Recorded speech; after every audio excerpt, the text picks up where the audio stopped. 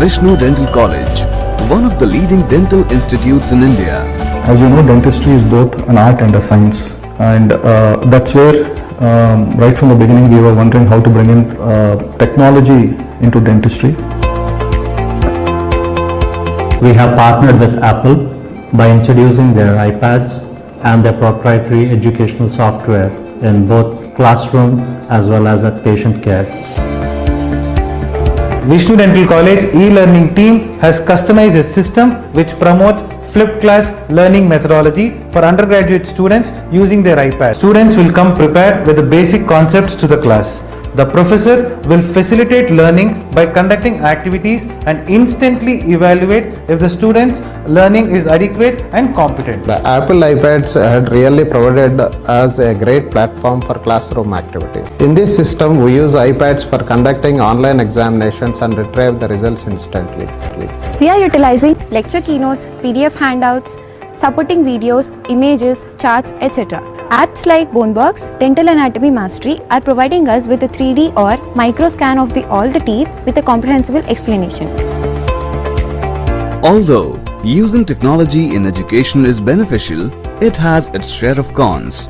To curtail any limitations, we have employed a mobile device management solution that monitors any irrelevant usage of the iPads. Now it's not just enough for the students to have an iPad, it's extremely important that all the faculty, the 100 faculty we have in our dental college also are on board. When we are in the clinics, we use these iPads to secure the data digitally, and these iPads help us to record the data into our patient management system. Use the Apple iPads to actually transmit these radiographs through teledentistry to our main hospital. I would like to thank Apple for providing all their resources and support in our journey to provide oral health care for all. I'm very happy to see our students and faculty all carrying iPads. They go to the classroom, they go to laboratories.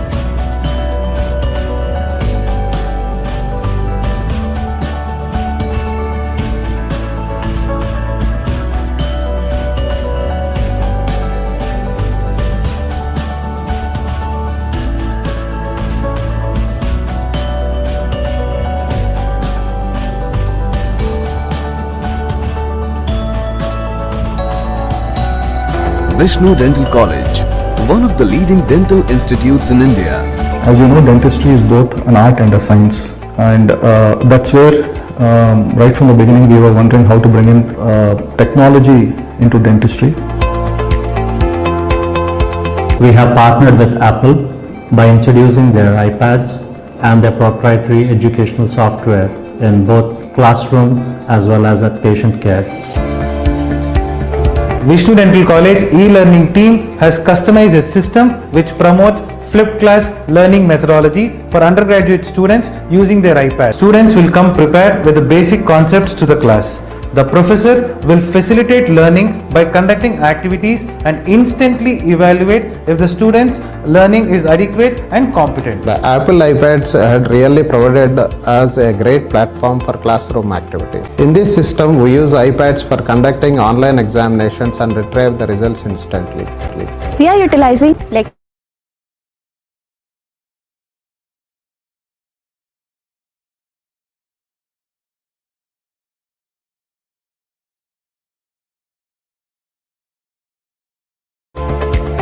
Although using technology in education is beneficial, it has its share of cons.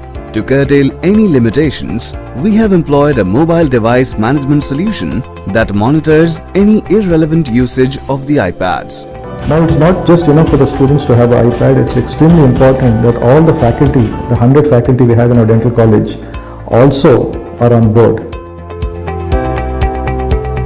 When we are in the clinics, we use these iPads to secure the data digitally, and these iPads help us to record the data into our patient management system. Use the Apple iPads to actually transmit these radiographs through teledentistry to our main hospital. I would like to thank Apple for providing all their resources and support in our journey to provide oral healthcare for all. I'm very happy to see our students and faculty all carrying iPads. They go to the classroom, they go to laboratories.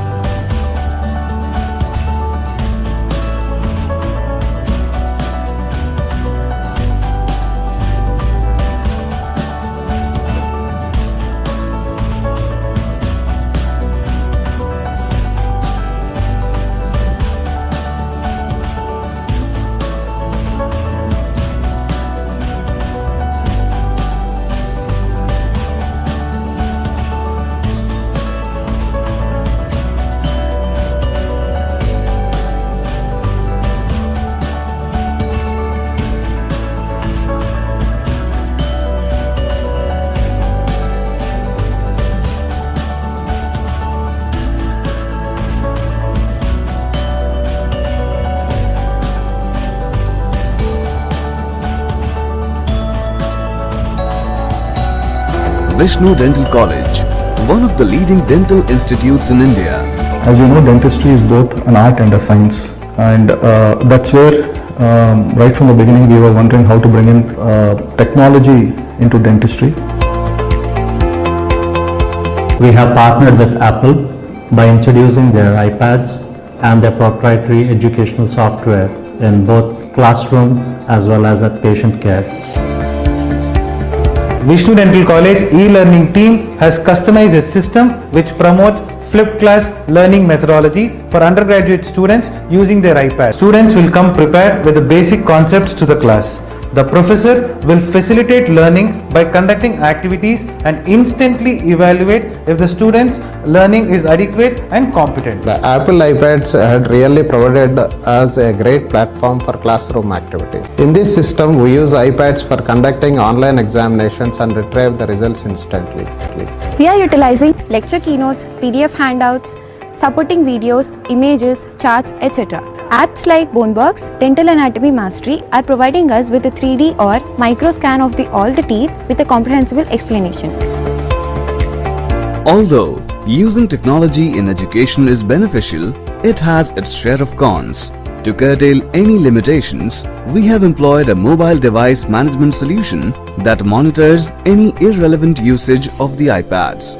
Now it's not just enough for the students to have an iPad, it's extremely important that all the faculty, the 100 faculty we have in our dental college also are on board. When we are in the clinics, we use these iPads to secure the data digitally, and these iPads help us to record the data into our patient management system. Use the Apple iPads to actually transmit these radiographs through teledentistry to our main hospital. I would like to thank Apple for providing all the resources and support in our journey to provide oral health care for all. I'm very happy to see our students and faculty all carrying iPads. They go to the classroom, they go to laboratories.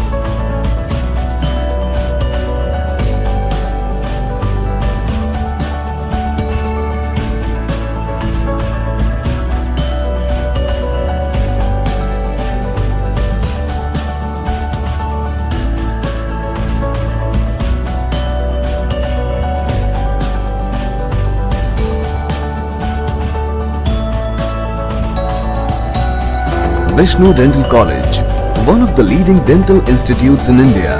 As you know, dentistry is both an art and a science, and that's where right from the beginning we were wondering how to bring in technology into dentistry. We have partnered with Apple by introducing their iPads and their proprietary educational software in both classroom as well as at patient care. Vishnu Dental College e-learning team has customized a system which promotes flipped class learning methodology for undergraduate students using their iPad. Students will come prepared with the basic concepts to the class. The professor will facilitate learning by conducting activities and instantly evaluate if the student's learning is adequate and competent. The Apple iPads had really provided us a great platform for classroom activities. In this system, we use iPads for conducting online examinations and retrieve the results instantly.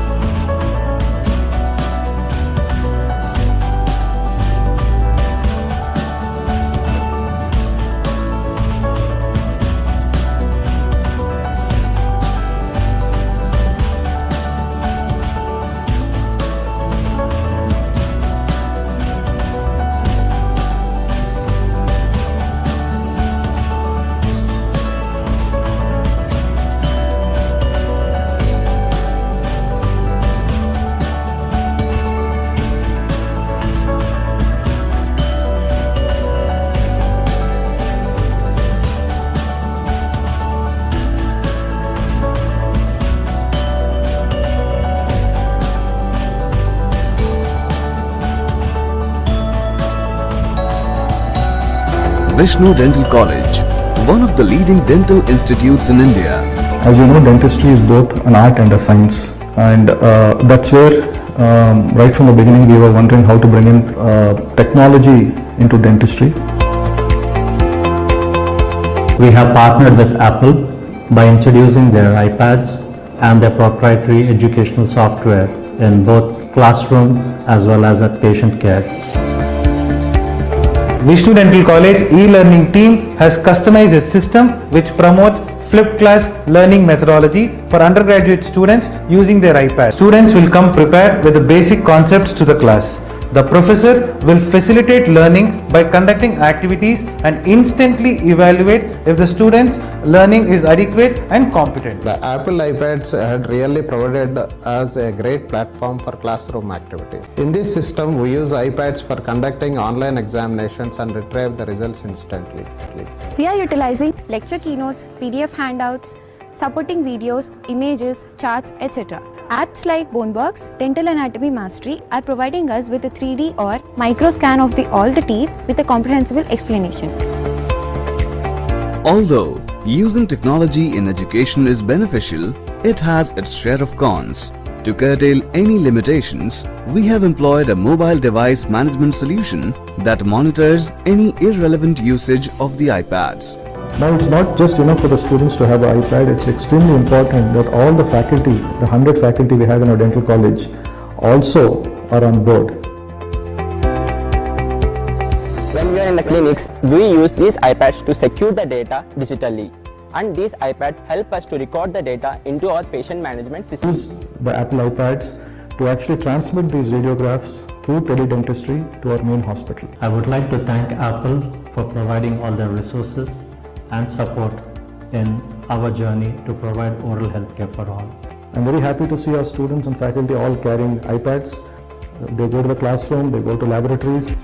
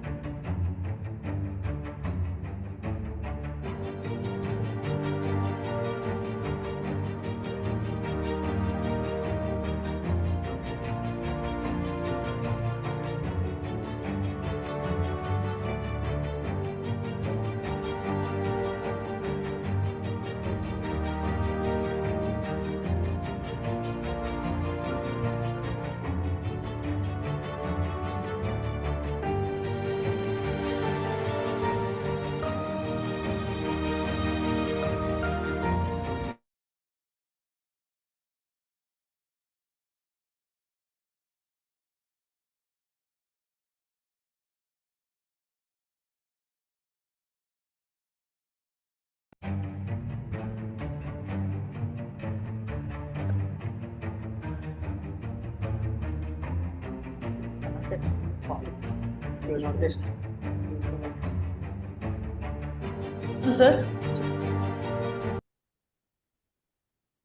Good morning, Arun sir.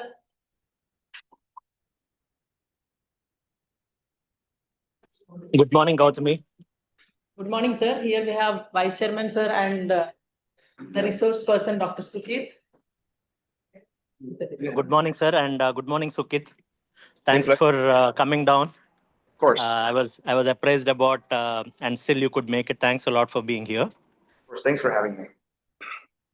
Morning, Dr. Anand. Good morning, Ravi. Good morning, Arun sir.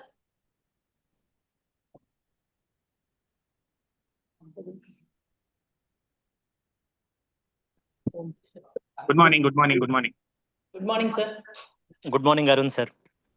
Morning, morning, morning. Your favorite student is here. Yes, yes, I can see him. Arun sir, great. It would have been great to see you in person. Yes, it would have been. Yes. So the first thing, he got down from the car and is asking me, where is Arun sir? I told him he's in Kochi. Yeah. Yeah. I know what to do. This is He's timing didn't coordinate, I guess. No? Maybe hopefully next time. Okay, chal, Adi. Chal, okay, chal, amma. I'll take it. Good morning, ma'am. Naina, ma'am. Good morning, all. Already yesterday. Human tech. Already only the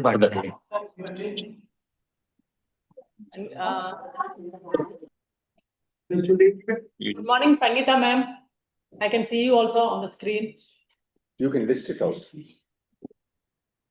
Good morning, Gautami, and wish you all the very best. Thank you so much, ma'am. You're always there. She's Dr. Mala. Yeah, you just make it small. Nice to see you, ma'am, once again. Good morning, Thank Dr. you. Thank you. Padmakant. Nice to see you. Yeah, put up new programs. Thank you. Thank you, ma'am. Good morning, Dr. Padmakant, sir.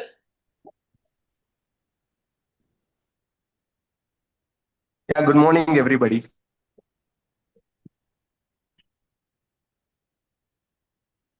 Good morning, Dr. Annapurna Ahuja. Good morning, Dr. Nisha. Dr. Rupali. Good morning, ma'am. Sangeeta, ma'am.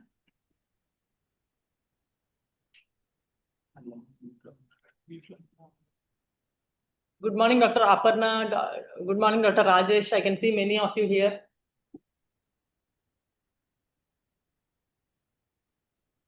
We'll just start the inauguration in another 10 minutes.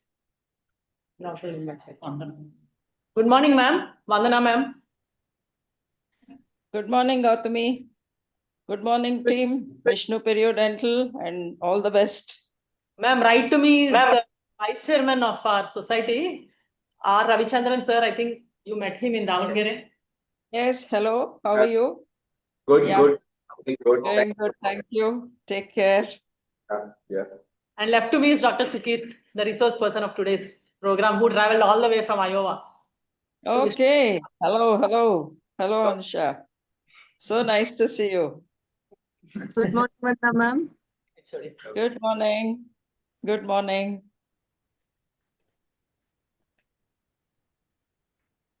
How is Vipin doing, Anuja? He's called. He's fine, Oh, ma'am. yes, yes.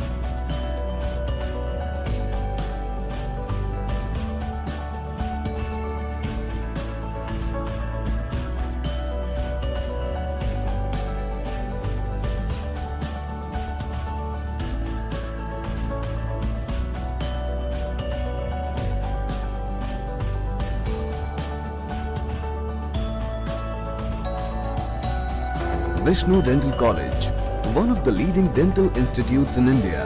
As you know, dentistry is both an art and a science, and that's where right from the beginning we were wondering how to bring in technology into dentistry. We have partnered with Apple by introducing their iPads and their proprietary educational software in both classroom as well as at patient care. Vishnu Dental College e-learning team has customized a system which promotes flipped class learning methodology for undergraduate students using their iPad. Students will come prepared with the basic concepts to the class. The professor will facilitate learning by conducting activities and instantly evaluate if the student's learning is adequate and competent. The Apple iPads had really provided us a great platform for classroom activities. In this system, we use iPads for conducting online examinations and retrieve the results instantly. We are utilizing lecture keynotes, PDF handouts, supporting videos, images, charts, etc. Apps like Bonebox, Dental Anatomy Mastery are providing us with a 3D or micro scan of all the teeth with a comprehensible explanation. Although using technology in education is beneficial, it has its share of cons. To curtail any limitations, we have employed a mobile device management solution that monitors any irrelevant usage of the iPads. Now, it's not just enough for the students to have an iPad, it's extremely important that all the faculty, the 100 faculty we have in our dental college, also are on board. When we are in the clinics, we use these iPads to secure the data digitally. And these iPads help us to record the data into our patient management system. Use the Apple iPads to actually transmit these radiographs through teledentistry to our main hospital. I would like to thank Apple for providing all the resources and support in our journey to provide oral health care for all. I'm very happy to see our students and faculty all carrying iPads. They go to the classroom, they go to laboratories.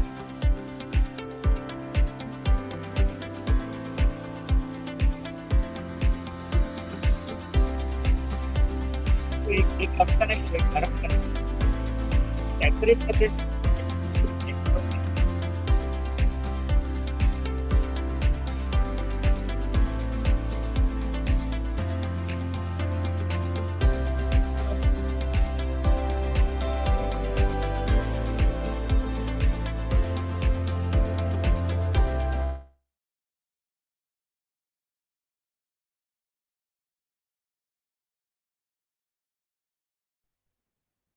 A very good morning. A very good morning to one and all. On behalf of Vishnu Dental College, I, Dr. Jayashree, postgraduate from the Department of Periodontics, welcome one and all to the 7th edition of Perio Akshaya. Let us plunge into action and begin the most awaited online session, the 7th edition of Perio Akshaya, with the blessings of Lord Ganesha.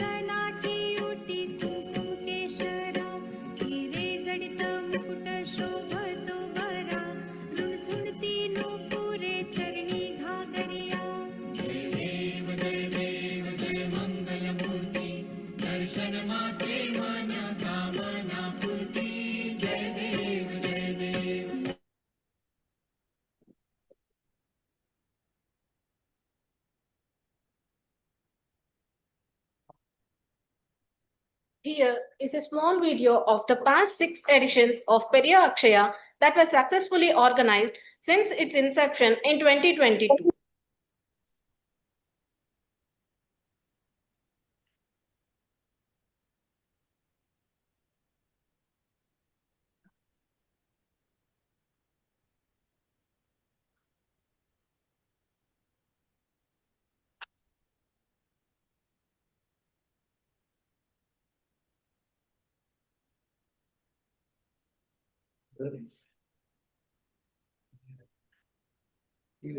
Now I'm delighted to invite our esteemed head of the Department of Periodontics, and our beloved teacher, Dr. Gautami ma'am, to extend welcome address.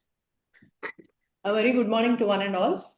It's with immense pride and heartfelt pleasure that I welcome you all to the 7th edition of Perio Akshaya, which is a unique continuous learning league proudly initiated by the team Perio of Vishnu Dental College. True to its name, Akshaya meaning limitless, this platform is dedicated to exploring the past, understanding the present, and envisioning the future of periodontics. Our goal is to continuously enhance and enrich our collective knowledge in this ever-evolving specialty. Since its inception in the 19th century, periodontics has shown boundless progress, transforming in unimaginable ways. As members of the periodontal fraternity, it's both our responsibility and our privilege to stay updated and equipped with the latest developments while never losing sight of our fundamentals. After all of us believe that knowledge shared is knowledge multiplied. Perio Akshaya is thoughtfully structured to held 3 times a year, with each edition encompassing the key areas of non-surgical, surgical, and recent advancements in periodontics and implantology. Owing to the overwhelming support from colleagues across the nation, we have proudly completed 6 successful editions of Perio Akshaya since its inception in the year 2022. At this juncture, I extend my deepest gratitude to Mr. R. Ravichandran, the Vice Chairman of Sri Vishnu Educational Society, for graciously joining us today despite his demanding schedules. Your presence truly adds honor to this occasion, sir. This 7th edition of Perio Akshaya is really and specially close to our hearts. Unlike our previous virtual sessions, we are honored to welcome Dr. Sukirt Ganeshan in person. His live presence here today, all the way from the USA, despite his personal commitments, is a testament to his unwavering dedication and passion for the field. Dr. Sukirt, a young and dynamic periodontist from the Iowa University of the United States of America, has made the entire Indian periodontal community proud with his outstanding achievements at such an early stage in his career. We at Vishnu Dental College, and especially the team Perio, are immensely privileged and delighted to host him today.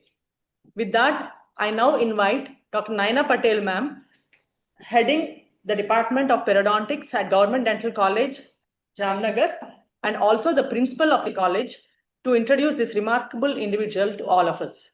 Over to you, ma'am.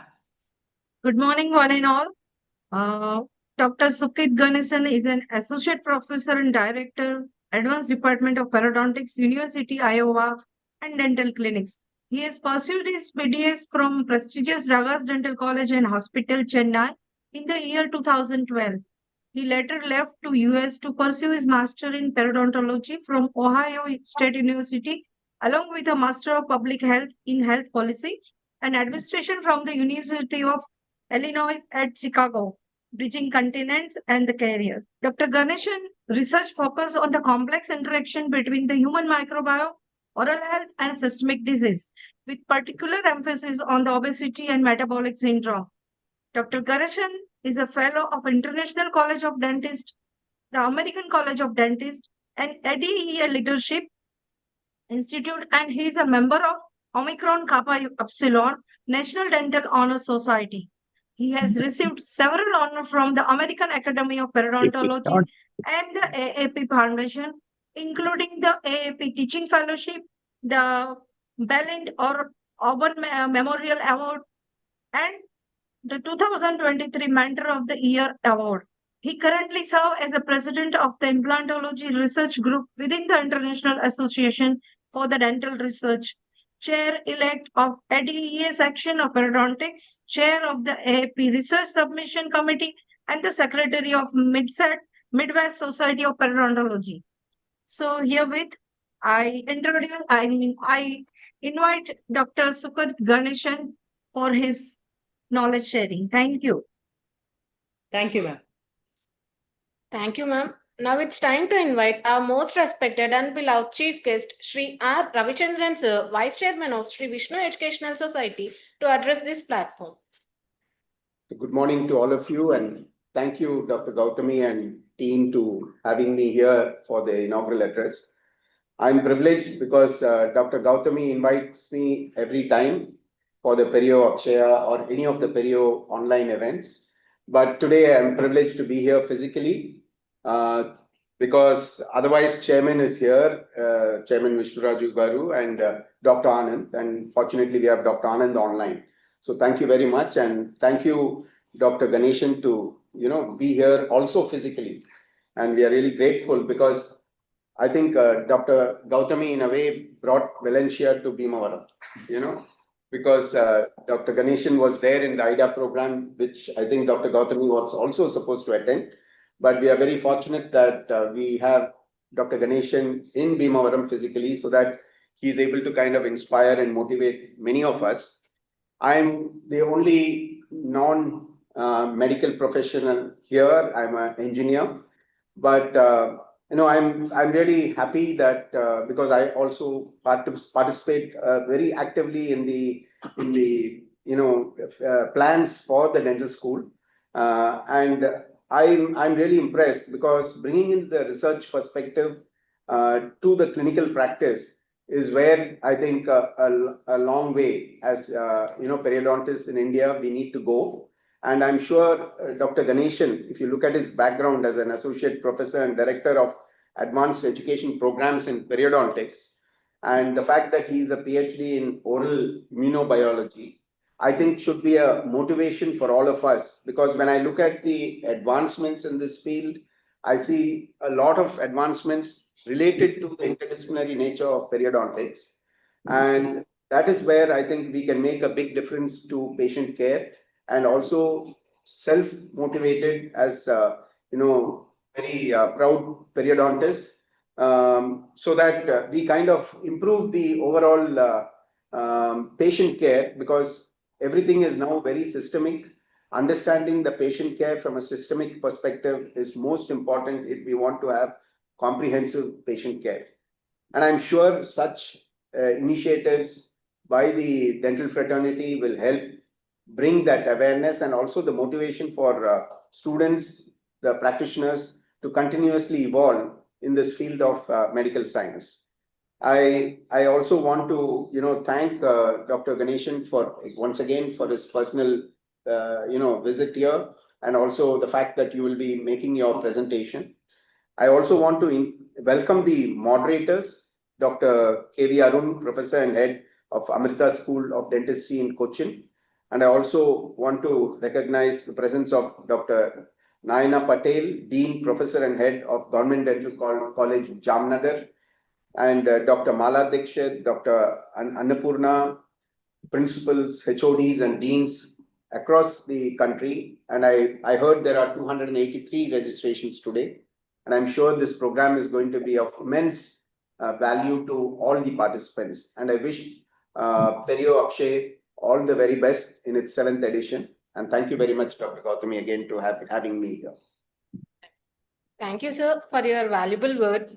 Now I take up on the pleasure of inviting our guest of honor, Dr. K.V. Arun sir, Professor and Head Department of Periodontics, Amrita School of Dentistry, Kochi, Kerala, who is amongst us to grace this event in person and speak a few words on Perio Akshaya. Over to you, sir. Good morning, everybody. First of all, let me thank all those involved for the invitation, especially Vishnu Dental College management and Dr. Gautami. I think you've already heard that Dr. Sukir is an undergraduate student from Ragas at a time at which I was there. It doesn't mean that I have taught him anything useful. In fact, I think his Perio is so good because I didn't teach him anything well. So that, and you're all gathered here to listen to his lecture, not to hear me jabber away. So I'll just wind this up in a few minutes with the hope that we have more India and Indians on the global Perio map. And I hope to see Sukit having a Sukit hypothesis on chronic inflammatory diseases reasonably soon, and maybe president of AAP in some time. Thank you. Thank you, sir. Our pride and dignity is our national anthem. Therefore, I request everyone to stand up for the national anthem.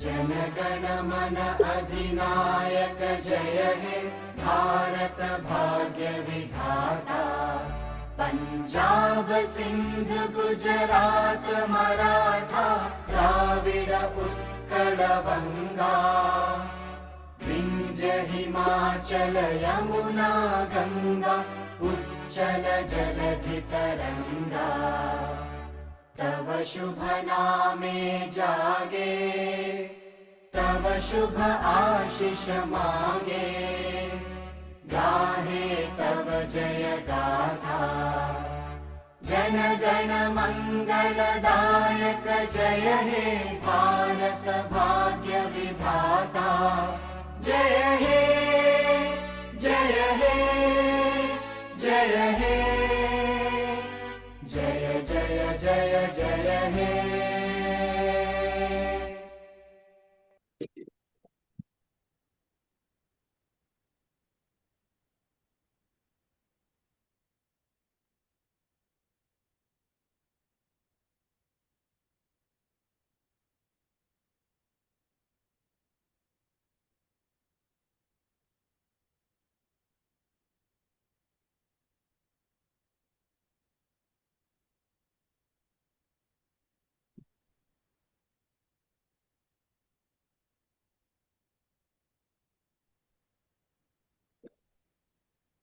Here is a small video of the past 6 editions of Perio Akshaya that were successfully organized since its inception in 2020.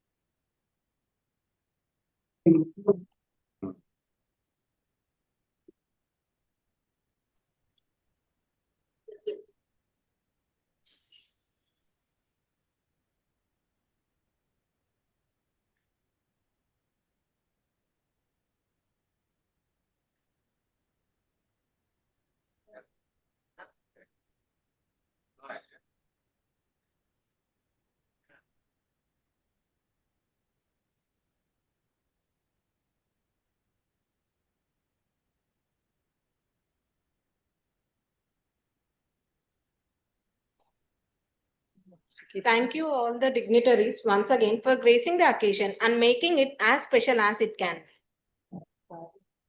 Participants list.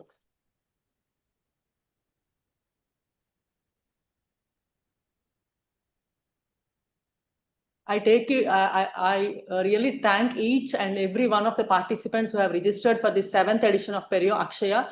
There are close to 289 participants from over 100 different dental colleges of the country. And there are few from internationally also from the US. I thank each and every one of you, even though I can't read the names of every one of you because we are running out of time. But there are few of them who have been constantly extending their support, especially Dr. Mala ma'am, Dr. Naina ma'am, Arun sir, Dr. Padmakant sir, Dr. Anusha, Dr. Vaishnavi, Dr. Durgabai, and many of them are there over the screen, and especially my teacher, Dr. Vandana ma'am, who has been a backbone and a pillar for all these programs, without whose guidance all this would not have been really possible. I thank each one of you. Thank you, Prabhuji sir. Thank you, Dr. Pauline. Thank you, Dr. Radha. Thank you, Dr. Jaikumar, sir, for gracing this. Thank you, Dr. Rajamurthy, sir. Thank you, Dr. Radharani. Thank you, Dr. Deepshika. And I thank each one of you once again. And this platform is accessible for 100 participants, and the YouTube link is being provided in the groups. And kindly join the YouTube link in case the Zoom platform is not accessible after 100. Thank you. And Dr. Sukit is there with his lecture on the metabolic syndrome and its influence on periodontics. Over to you, Dr. Sukit.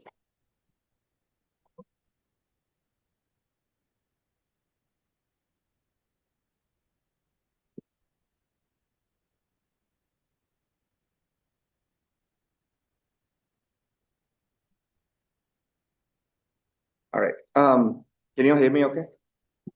Should be okay. All right. Thank you so much, first of all, for the management and Dr. Gautami for inviting me in person to Bhimavaram. I had a lot of challenges coming in, and thank you for being flexible, accommodating, canceling flights, putting me on a train, sending me someone to pick me up, and staying up all night almost to make sure I got okay. So thank you so much, and it's been a pleasure, even just like driving into this town. Thank you so much for it. And another pleasure and honor is to have Arun sir on the screen. And that's a lie. He did taught me a lot. So he did teach me a lot. So it's not that he didn't teach me anything. But it's always fun to see him and work with him. And thank you all again for having me here. So I don't think, we need, it's a bunch of periodontists here. So this is all of our bread and butter practice every day. So I don't have to go over this. This is a lot. I was thinking there's going to be a lot more general dentists, but I think some are not periodontists. So maybe this is something which we all deal with every day in our practices. You see the inflamed, gingiva, you see the local factors. These are all in the modern classification. It's our generalized stage 3 grade B periodontitis. And this is something which we encounter every day in our practice as a periodontist, right? And when you think about periodontitis, it is the 11th most prevalent condition in the world. And in the United States, people talk about that at least, 1/2 of the United States population suffer from periodontitis. But when I talk to my residents, I always tell them that it encompasses all the variety of periodontitis, all the way from an attachment loss of 1 to an attachment loss of 6 or 7, right? Because this includes the mild, moderate, and severe. So what concerns the most, though, and the reason why I put this slide is, it's very easy to say that everybody has periodontitis. In one of the conferences when I was presenting, then one of them asked me a question: if everybody has periodontitis, or every other person has periodontitis, is this just a genetic polymorphism? Like, why is every other person has it, right? Then where we miss out the point is what we are focusing on is actually this 8.5%, which is the severe form of the disease. And that is what we are talking about in terms of, correlating to all of the systemic factors. When we talk about nutritional deficiency, quality of life, all of this is this severe form of periodontitis. This map is from the 1997 classification, so it doesn't include the stage 3 or a 4 grade C, but that's what we're talking about. There's a number one reason for tooth loss. There is a loss of function, there is a decreased quality of life, and there is also significant nutrition deficiency associated with periodontal disease. Along with all of this, it's not just a problem with the health conditions. There is also a significant global disease burden with periodontitis. And this is a worldwide dental expenditure report from 2015 that actually shows the estimated productivity losses in the 2015, which is almost 10 years ago. I'm sure these numbers have increased so far.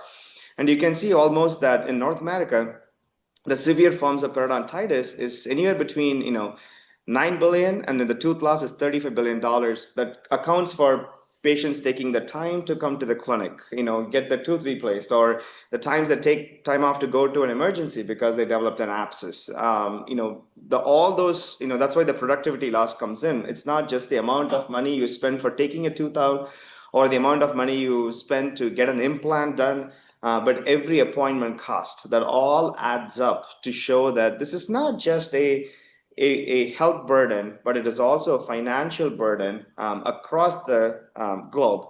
And you can actually see it's not just, I highlighted North America, but you can see that in every continent, it is a big problem in the world.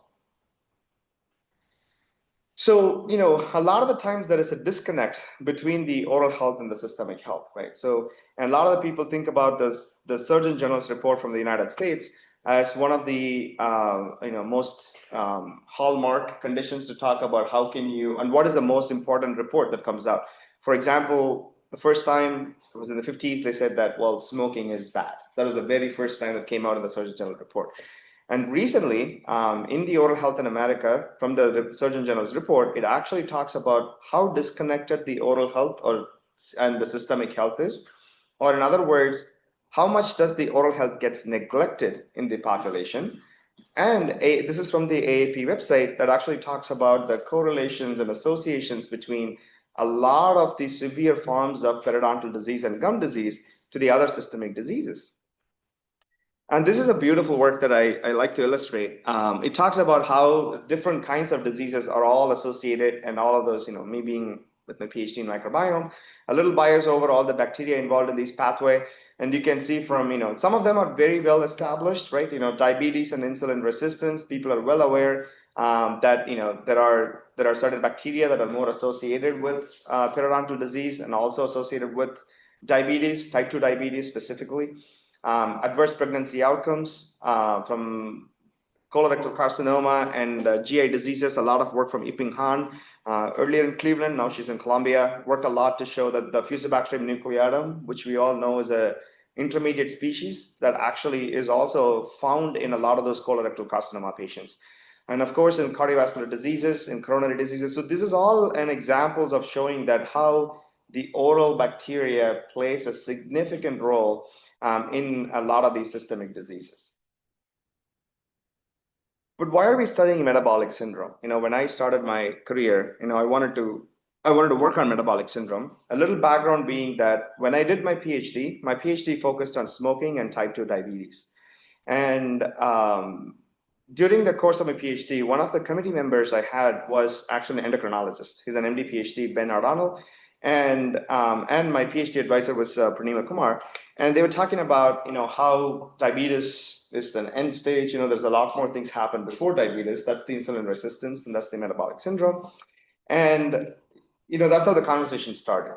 So when you think about metabolic syndrome, it's a constellation of the factors. It's not just one. You can't just diagnose someone by identifying one of these, but you have to identify 3 of those total 5 conditions to call someone as a diagnosis with metabolic syndrome. So that includes the primary criteria, which is the waist circumference. And, the reason why this is included here is because, that's, if you think about, that's a fancy way of saying, or a surrogate way of saying obesity, right? Because waist circumference, increase in waist circumference is obesity. And then you have, fasting glucose levels, and you can see this is not diabetes. People do not have frank diabetes, then you don't get diagnosed as metabolic syndrome. And metabolic syndrome is a pre-diabetic stage. And then you have changes in the lipid levels. That could be either an increase in fasting triglyceride levels, or it could also be increase in the HDL cholesterol levels, or it could be because of an increase in the blood pressure. Or they could be treated for all of this because it's a syndrome. And there are several criteria, diagnostic classification for this. So it could be from the American Diabetes Association or the International Diabetes Federation, American Heart Association. They all come up with different kinds of classification systems. One of the things that we use in our lab is the International Diabetes Federation. The reason being is American Diabetes Association, American Heart Health Association, National Institute of Lung and Blood Institute, all of them are based in the United States.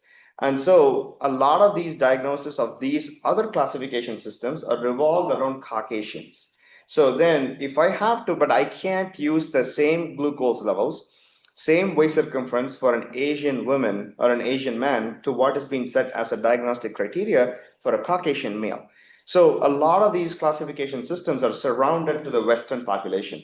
But the International Diabetes Federation accounts for all of these changes.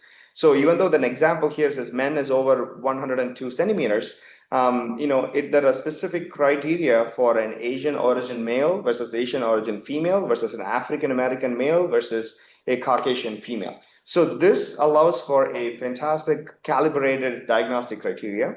And so that's some of the things that we use to make sure that we have a diverse population recruited in our studies. So it does increase the risk of type 2 diabetes and cardiovascular disease.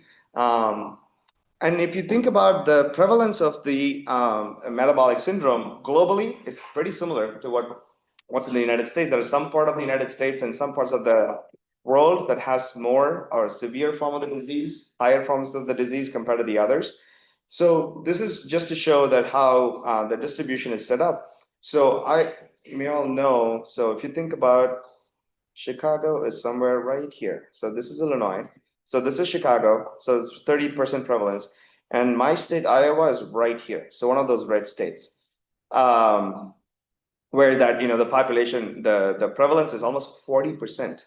And then you have, the West Central, Southeast Central, again, under 35 to 36.5%. So other than the coastal cities, you can see anywhere in the United States is anywhere between 30 to 40% is the prevalence of metabolic syndrome.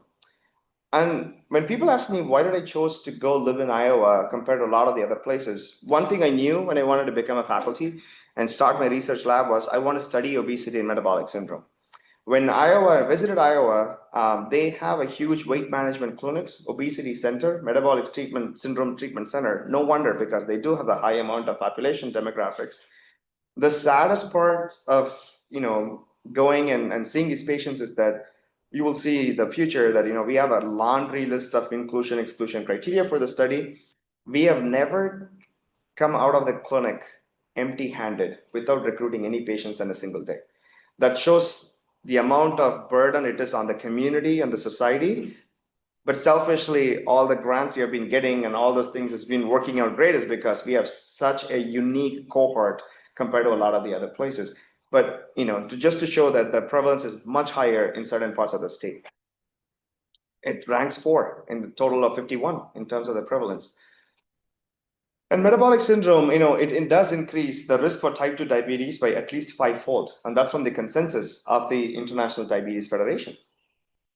And not only that, several cohort studies, longitudinal studies, also showed that there is a much increased risk for developing type 2 diabetes, which is by 5-fold, and for developing stroke by 2 to 3-fold when someone has metabolic syndrome. And that's a lot more than what someone has just with obesity, right? So, of course, we all are aware, and this is one thing that I always, when I start a research project, I think about, as periodontists, we have a bad reputation, right? We try to associate anything and everything with periodontitis. The delay of the Tamil Nadu Superfast Express with the prevalence of periodontitis. That could be a study, we could all do a systematic review, meta-analysis, and something will pop up, and there is a beautiful chart to show that there is. So you got to be very careful when you think about all of this, anything and everything. And that's a very bad reputation in the scientific journal. When I say periodontist, I have to be very carefully follow up with a couple more lines, say, well, my studies are a lot more rigorous. I'm not saying everything is associated, I get into a defensive state to say I'm a clinician scientist with periodontist degree. But, of course, there are so many association studies showing that, yes, there is an association between periodontitis and metabolic syndrome. Even longitudinal studies in aging can show that there are associations in a Korean population, so all different populations. But a lot of the times, we don't get into the why of this, right? Because we all, it's great, get published in JOP, get published in one of the papers, because we showed there is an association, move on. Let's move on to the next one, right? So our goal was to see, why is this? Why is that there is an association? And what drives this association? And this amount of research will take 20 years. I don't have all the answers. I've been working on it only for 6 years. So I may give you part of the answer, what the future is going to hold, but it's going to take 20 years before we say anything about this is exactly how these things are. But that's the first step to move forward, rather than just doing an association study. So we all know this, when you think about periodontitis, it's always the etiology is microbially derived, right? In a susceptible host. That's the most important board question, correct? So it has to be a microbially derived, but in a susceptible host. So there is an equal amount of, when the etiological factor is the bacteria, but it happens in a host. So when this interaction between the microbiome and the host is, for lack of better terms, messed up, or we call it dysbiosis, that's when the periodontitis sets in. And when someone's stable indigenous microbiome goes well, work with the host immune system, then you get a pretty smile, right? As we all know, this is all not new anymore, that our oral cavity has anywhere between 700 to 800 bacterial species at any given point of time. If I take a swab, if I spit into a tube now, you can sequence 600 to 700 bacteria, right? And then there is always, anytime when you have an epithelium, then you do have a barrier defense. So there is a constant interaction between the microbiome and the host immune system. And so it's always surprising to me, how is that not triggering a response? Because it's a bacteria, but how is that bacteria not triggering a response in normal times? What sets in to tip off this balance, and why is this happening? And maybe this is where Dr. Arun sir may not remember this. This was my D4, my fourth year, or my internship, I guess. One of those, D4 or my intern year. One of my submitted projects was actually host bacterial interaction. And I think it was Arun sir and Shivram sir sitting in the desks, and I was dreading to go there. And they said that, well, looks like you're smart, so why don't you take this as your topic? And I hated it. And I was like, no, I don't want to do perio interactions, I wanted to do surgery, so I was thinking, why don't I do something else? And he was like, no, this is your topic, no arguments, come back, finish this. And fast forward many years later, I've thought about like how that sets in the tone and how much I loved when I did that project at the end. I may not have directly said that to Arun sir, but at the end, and how my entire career now is host microbial interactions. And so maybe when you get your dissertation project, it's not that bad. It may change your life. So think about it. And this was in my undergrad. So our lab actually uses a systems biology approach. So we're going to go through some of these things and what I do mean by a systems biology approach. So this is going back to the high school biology, right? So we all know what a molecular dogma is. So when you have a DNA has to be transcribed to RNA, and RNA has to be translated to protein to change the phenotype of something. So we just apply all our fundamental biology. So we start off with a 16S sequencing. So I'm sure that you all have, memorized from the Carranza textbook of the Sanger sequencing, 16S sequencing and profiling. So 16S sequencing, just to recap, it's very, very simple, right? I'm not looking at a full genome at all.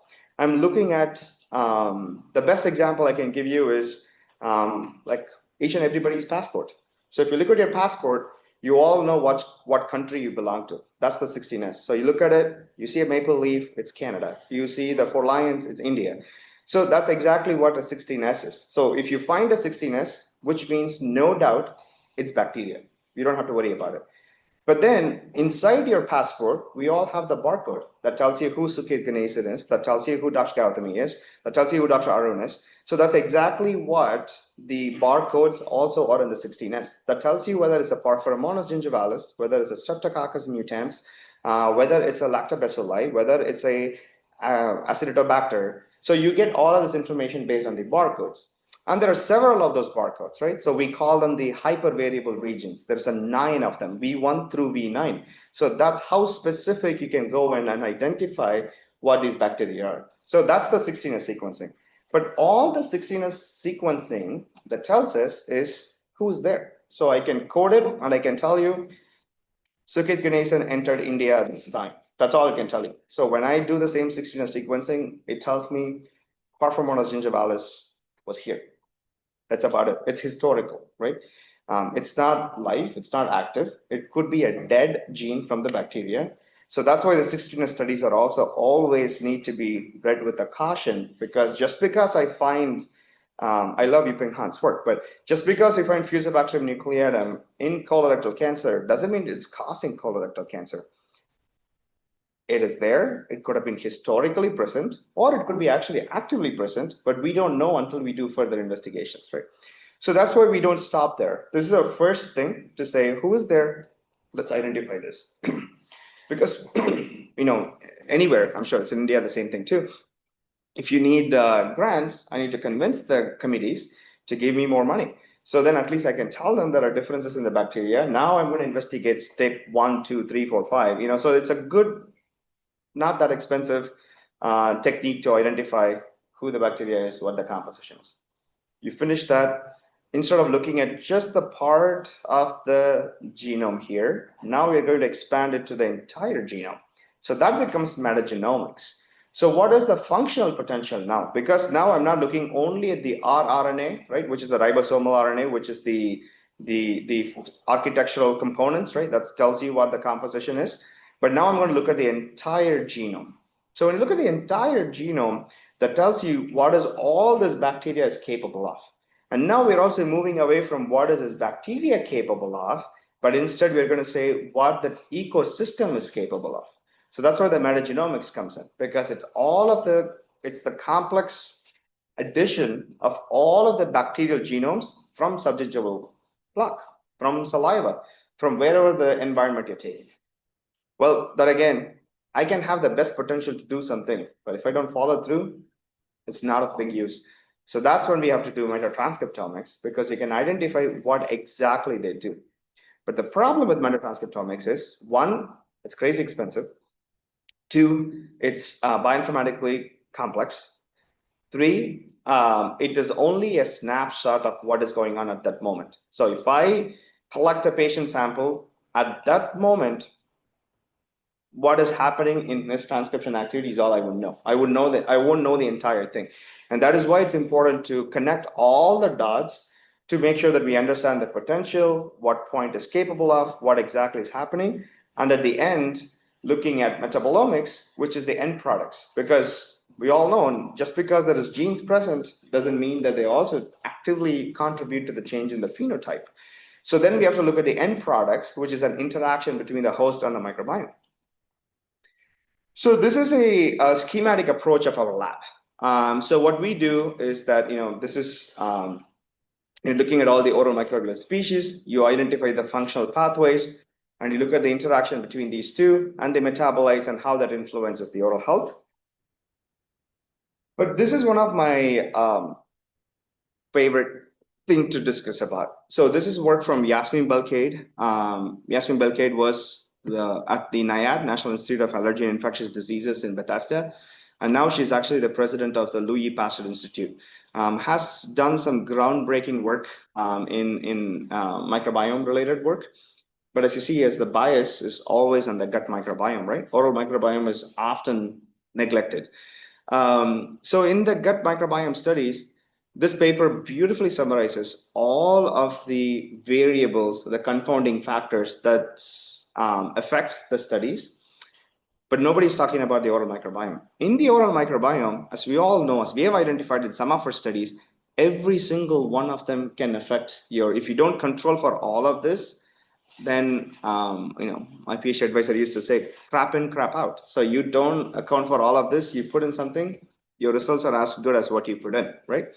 So are you accounting for age? Are you accounting for the gender? There are studies showing that the male and females have different microbiome. What about gingivitis? What about periodontitis? A local disease immensely affect the microbiome, and so does systemic disease and other chronic conditions, whether the person is a smoker. Is he a light smoker? Is he a heavy smoker?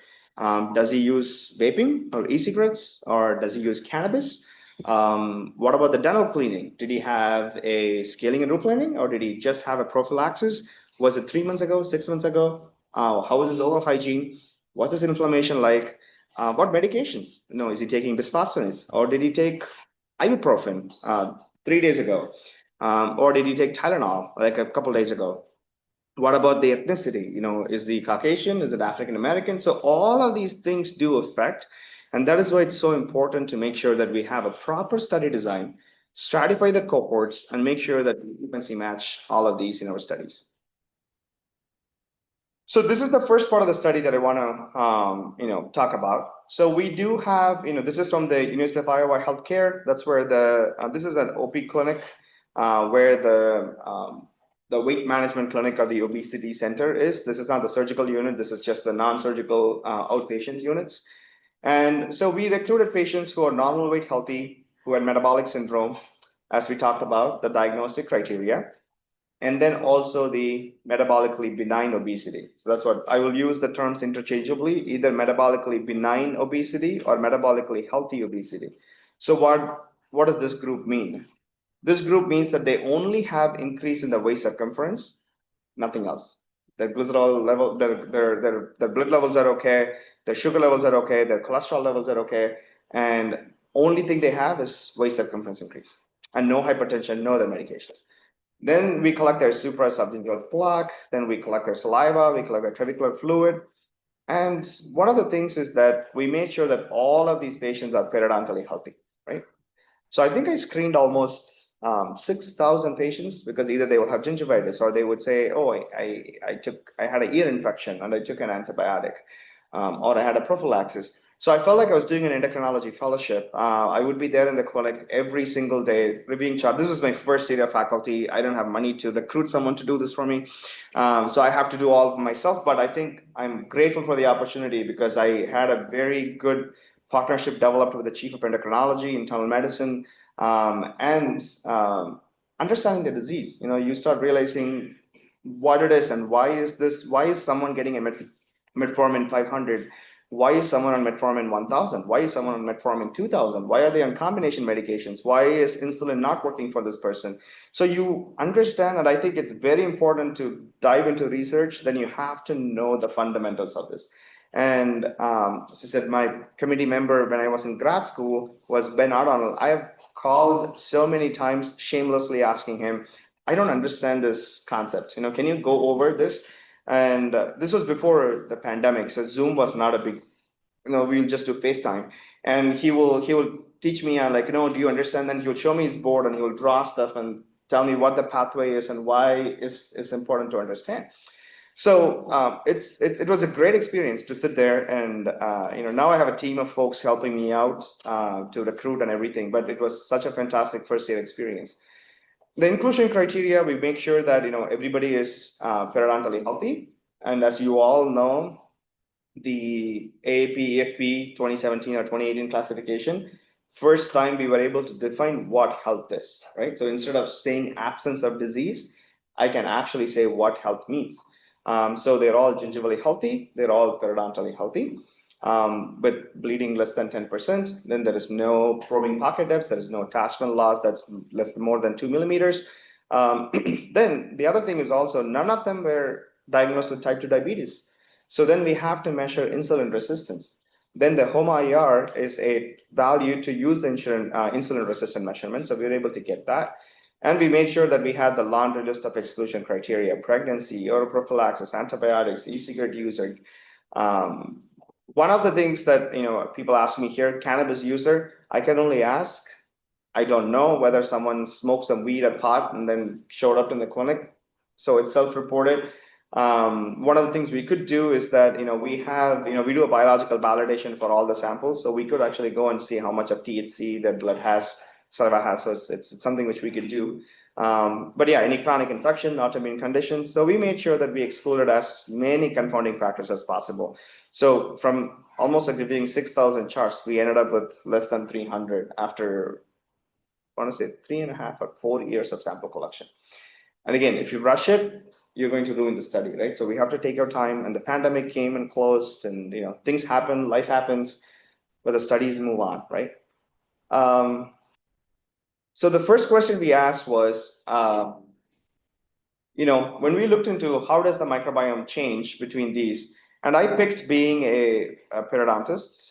I think we all can recognize the Tannerella, treponema, the red complex. You can see Selenomonas, Saccharibacteria. So we just, plotted the relative abundance. So all these bars are just the relative abundance, and you can see the error bars in all of these too. And you can see that it's a normal weight healthy control. Then here I'm using the term metabolically healthy obesity and metabolic syndrome. And look at the interesting trends here. So if you look at the Selenomonas, which is associated with periodontal disease, treponema, Tannerella, you can see that how much it's depleted in the normal weight healthy controls, and you can see them all increased in obesity and metabolic syndrome. And if you see Paracoccus, which is the Streptococcus family, you can see that there's an increase in normal weight healthy, but decreased in the obesity and metabolic syndrome. A lot of work from Jeff McLean's lab in Washington, in Seattle, and also work in the gut microbiome has shown an increase in Saccharibacteria in obesity and metabolic syndrome. We were in the gut microbiome, so we were able to find that in the oral microbiome as well. But the key distinguishing feature from this figure is that all of these patients, or none of these patients, were diagnosed with periodontal disease. They're all periodontally healthy. So if I had seen them in the clinic, I would have said, see my hygienist. You don't have to see me. If the hygienist reports there is a problem, I'll come and take a peek. Like I wouldn't even, or it probably would be a chair side check, right? These patients are not periodontal disease patients, so I'm not going to see them. But that was the most shocking feature for us, that how can all of these bacteria, which are potentially pathogenic, increase in obesity and metabolic syndrome in the absence of clinical periodontal disease? And this is an ITOL tree, or a tree of life. And I'm not trying to have you read into these micro mini legends. But what I want to show here is that each of these colors are based on what disease group they belong to, right? Either green is healthy, red is syndrome, and orange is metabolically benign obesity. I just added some arrows for you guys to see an example. There are some bacteria which are present only in the obesity category.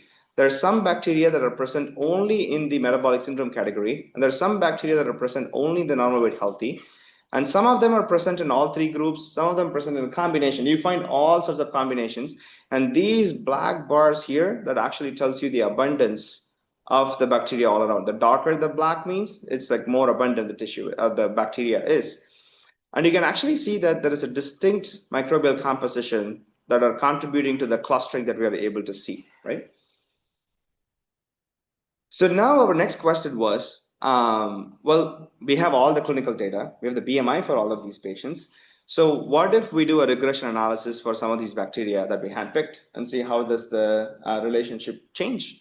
So as you see that, the BMI is 20 to 60. And here we didn't cluster them as obesity and metabolic syndrome. We just threw all the patient data in and just said column X is BMI. So we just made sure that everything is in the BMI. And then we had all of the bacteria in the, you can see that all the bacterial names and their abundances here. These are raw abundances actually.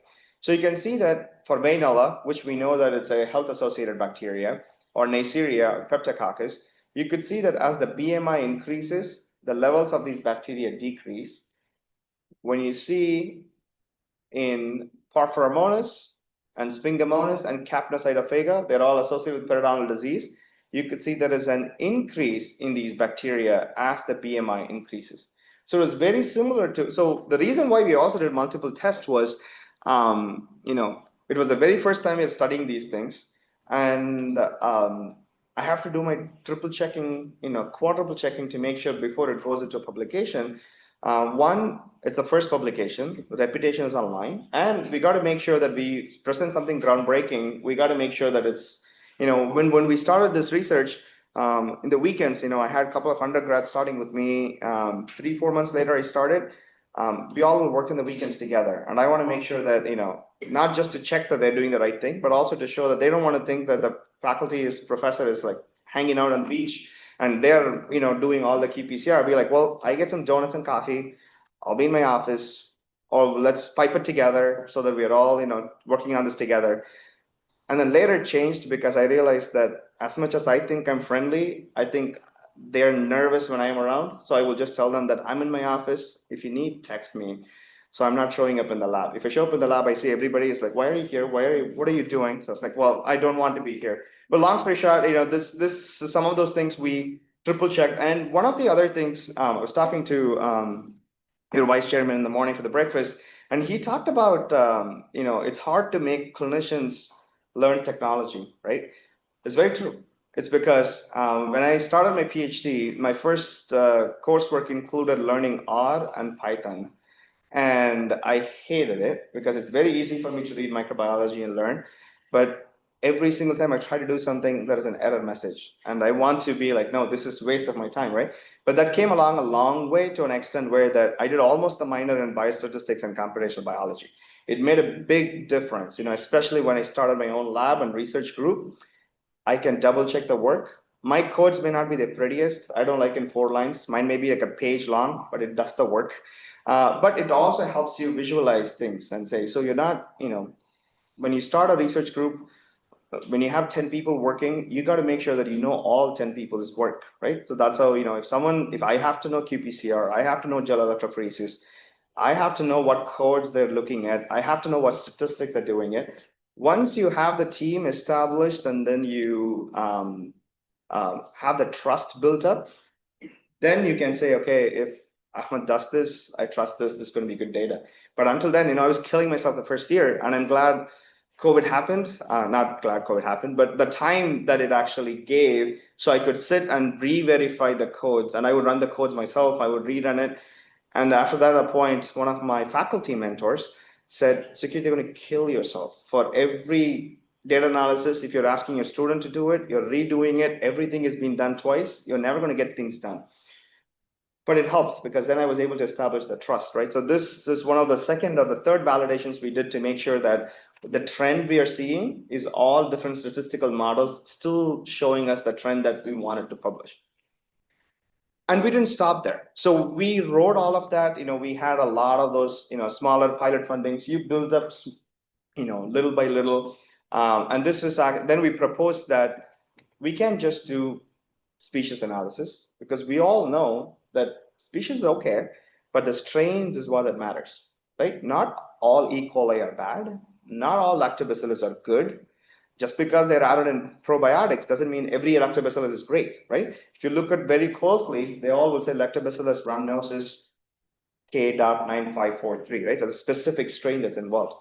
But it's even more computationally taxing to do a strain level analysis because then the data quality needs to be good, the isolation has to be near perfect, the quality of the DNA has to be great. But this is what we proposed for our $350,000 grant from the NIH. We said, we're able to show all of the previous figures you saw. Now we want more money to do a deep strain level analysis, right?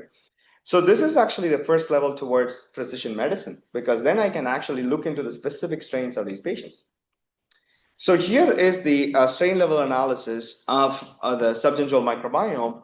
The same amount of population we expanded. You can see it's N equals 217 here. And what you're looking here is a linear discriminant analysis, right? So what an LDA does here is each dot here is a patient. And they're colored based on whether they have obesity, metabolic syndrome, or normal weight healthy. Closer the two dots are, means that their bacterial composition at the strain level is very similar to each other. The farther the two dots are, which means that they're so far away from their bacterial composition similarities.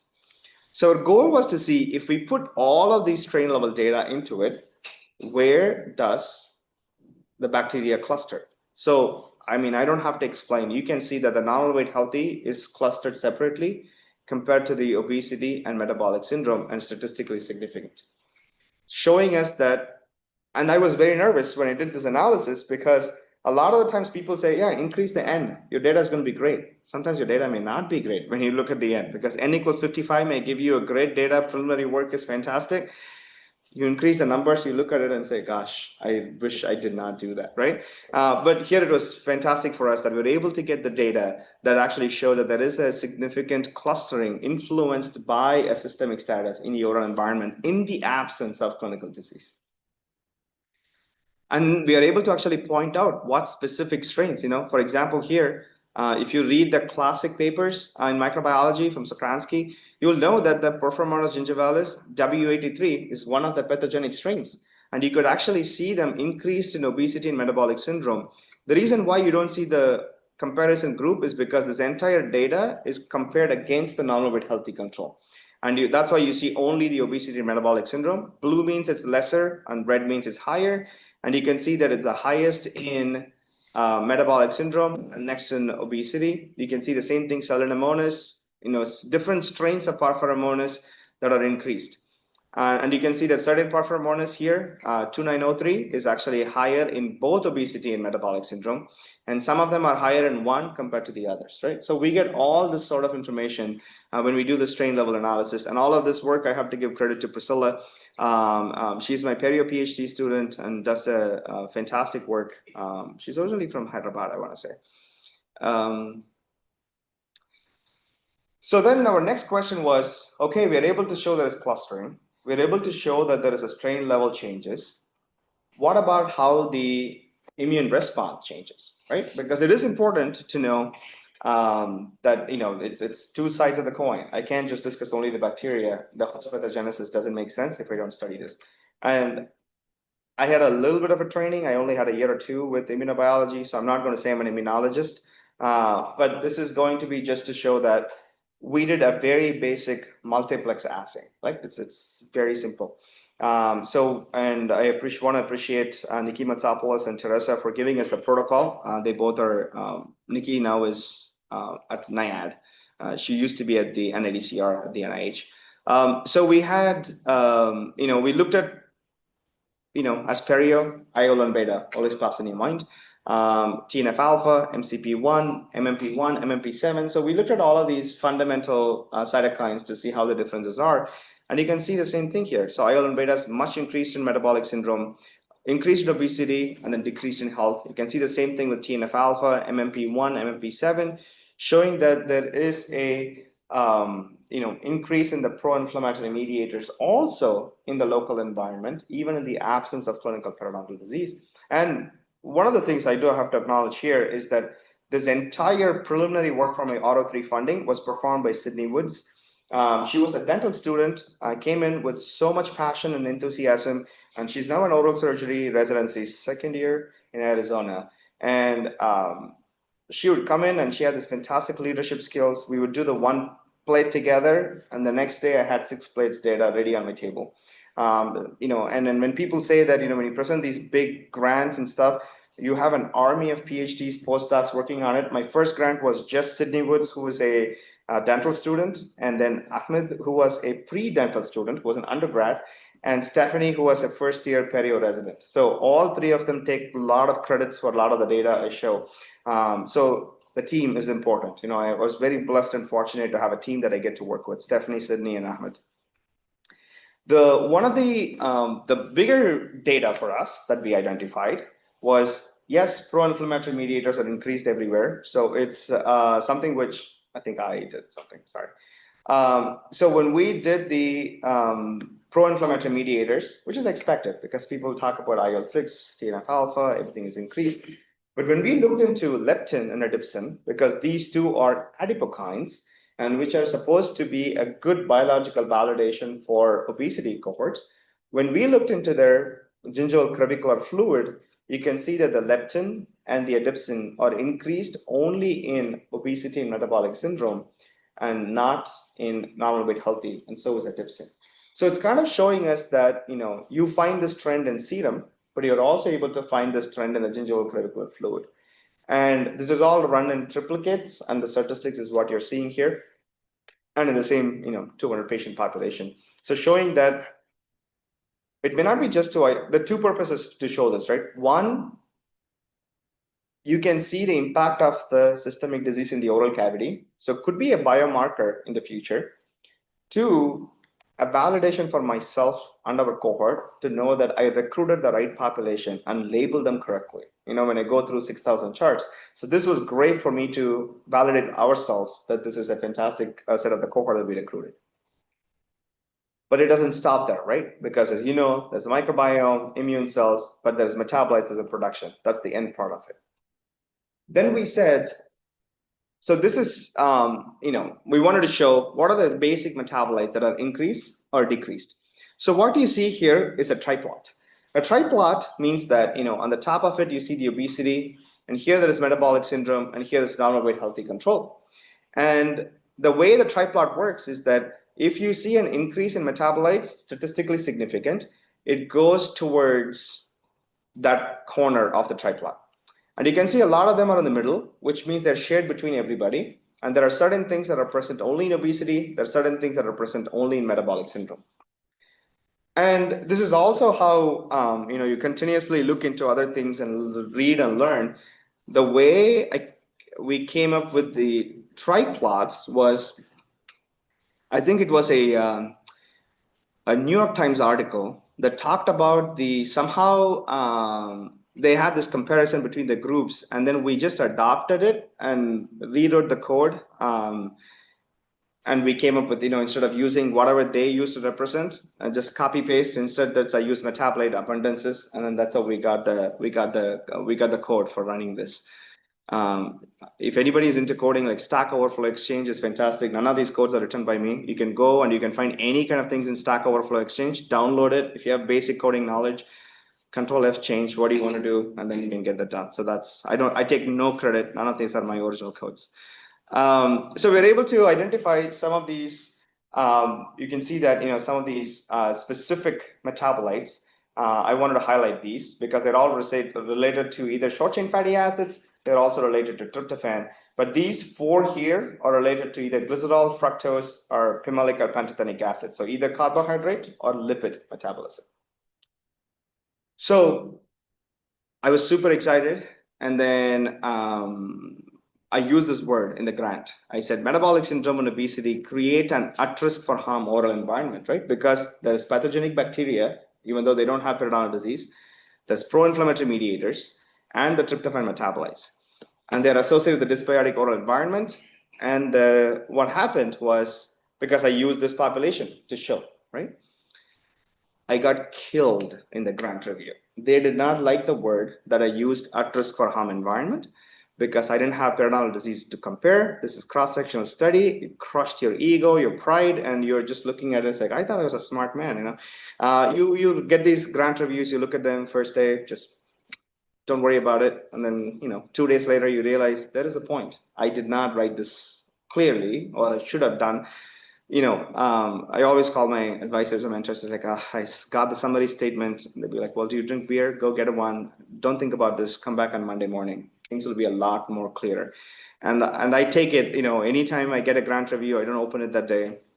I don't want to know what it is. Let me open it a couple days later, so I'm cooled off. I'm not emotionally responding to the reviewers. So then we realized, okay, let me add a periodontal disease group. It should be easy. I'm the director of the Perio clinics in residency program. I should be able to recruit them in 6 months. That's where the problem was. Everybody who came was either obese, was diabetic, was smoking, had SRP done, has previous osseous surgery, failed, has a GTR done. It took me 2 full years to recruit 25 periodontal disease patients. And it only took me to recruit 300 patients with metabolic syndrome in 3.5 years, but it took me 2 years. And our clinic flow, to give you an example, is my residents are booked out till October, and they see patients 4 sessions for 4 days a week. And my practice, I'm booked out till November to see my next 2-hour slot for surgery. So that's how busy ours. So ours is the only dental school in the entire state. And my residents perform like anywhere between 60 to 70 sedations, 150 implants, and 50 soft tissue grafts. Just to give an example, the flow of the clinic. So it was not the flow of the clinic that was the problem. It was the confounding factors that was the problem. I didn't realize that as much as I was proud I was able to recruit all these obese patients, I was also like, why is every single person showing up can't recruit, So, but we were able to recruit, and I put the grant in, and I had to put this to explain to people that, there are differences between periodontitis and advanced periodontitis. And as we all know, even with advanced periodontitis, patients may have shallow sites and deep sites, right? Not every single site is a 7 millimeter in separation and bleeding and probing. There's also 2 millimeters, 3 millimeters. Looks perfectly healthy on number 12 and 13, the premolars, right? And compared to the other molar sites. So then this is a complicated graph. I don't want you to read into this, but just to show you the pattern. And this, when we made this graph, it made our day. The reason is, now you can see that we put all these 278 patients we recruited, and then we put them on the same plotting like we did before. And I love the unsupervised clustering. So which means I have no impact on how these clusters are going to happen. I do not pre-label them. I put them all in and then label them after the clustering is complete, so that there's no influence from my end to tell someone that this is obese or not. So let's walk this graph here together.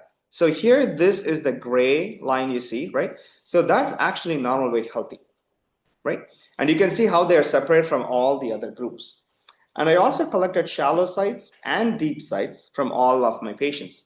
So you can see that this is the shallow heights, and this is what we call it perio, but they're healthy inside perio. And that was a first surprise for me, because this should have been on top of this, but not. So you can see that the perio healthy shallow sites are different than a normal weight healthy itself. The second thing, which was more validating or interesting for us, was look at the green, orange, and blue. They're all on top of each other. So that's obesity, metabolic syndrome, and severe periodontal disease. So severe periodontal disease resembles someone like an obesity or metabolic syndrome, or I should say the other way. Metabolic syndrome and obesity microbiome, even in the absence of clinical periodontal disease, looks like the metabolite of someone with periodontal disease. And when we went and looked at specific metabolites, you can also see that how, I don't even want you to go into the specific names of this, just look at the pattern. Anything that's increased in normal weight healthy is completely decreased in all the other disease categories. And anything that's decreased in this is increased in all the other categories, just to show that doesn't matter if there is a local disease or there is a systemic disease, the oral microbiome gets shifted, right? So I went in and I proudly wrote this and say, with this figure, at risk for harm oral environment. And of course, timing has to work. My grant got reviewed well, but with all the political climate changes at the NIH, so the grant is under hold. Hoping that things will happen, but it scored a great score. They all loved it that I was able to show this. It could have been one cycle before, but it worked.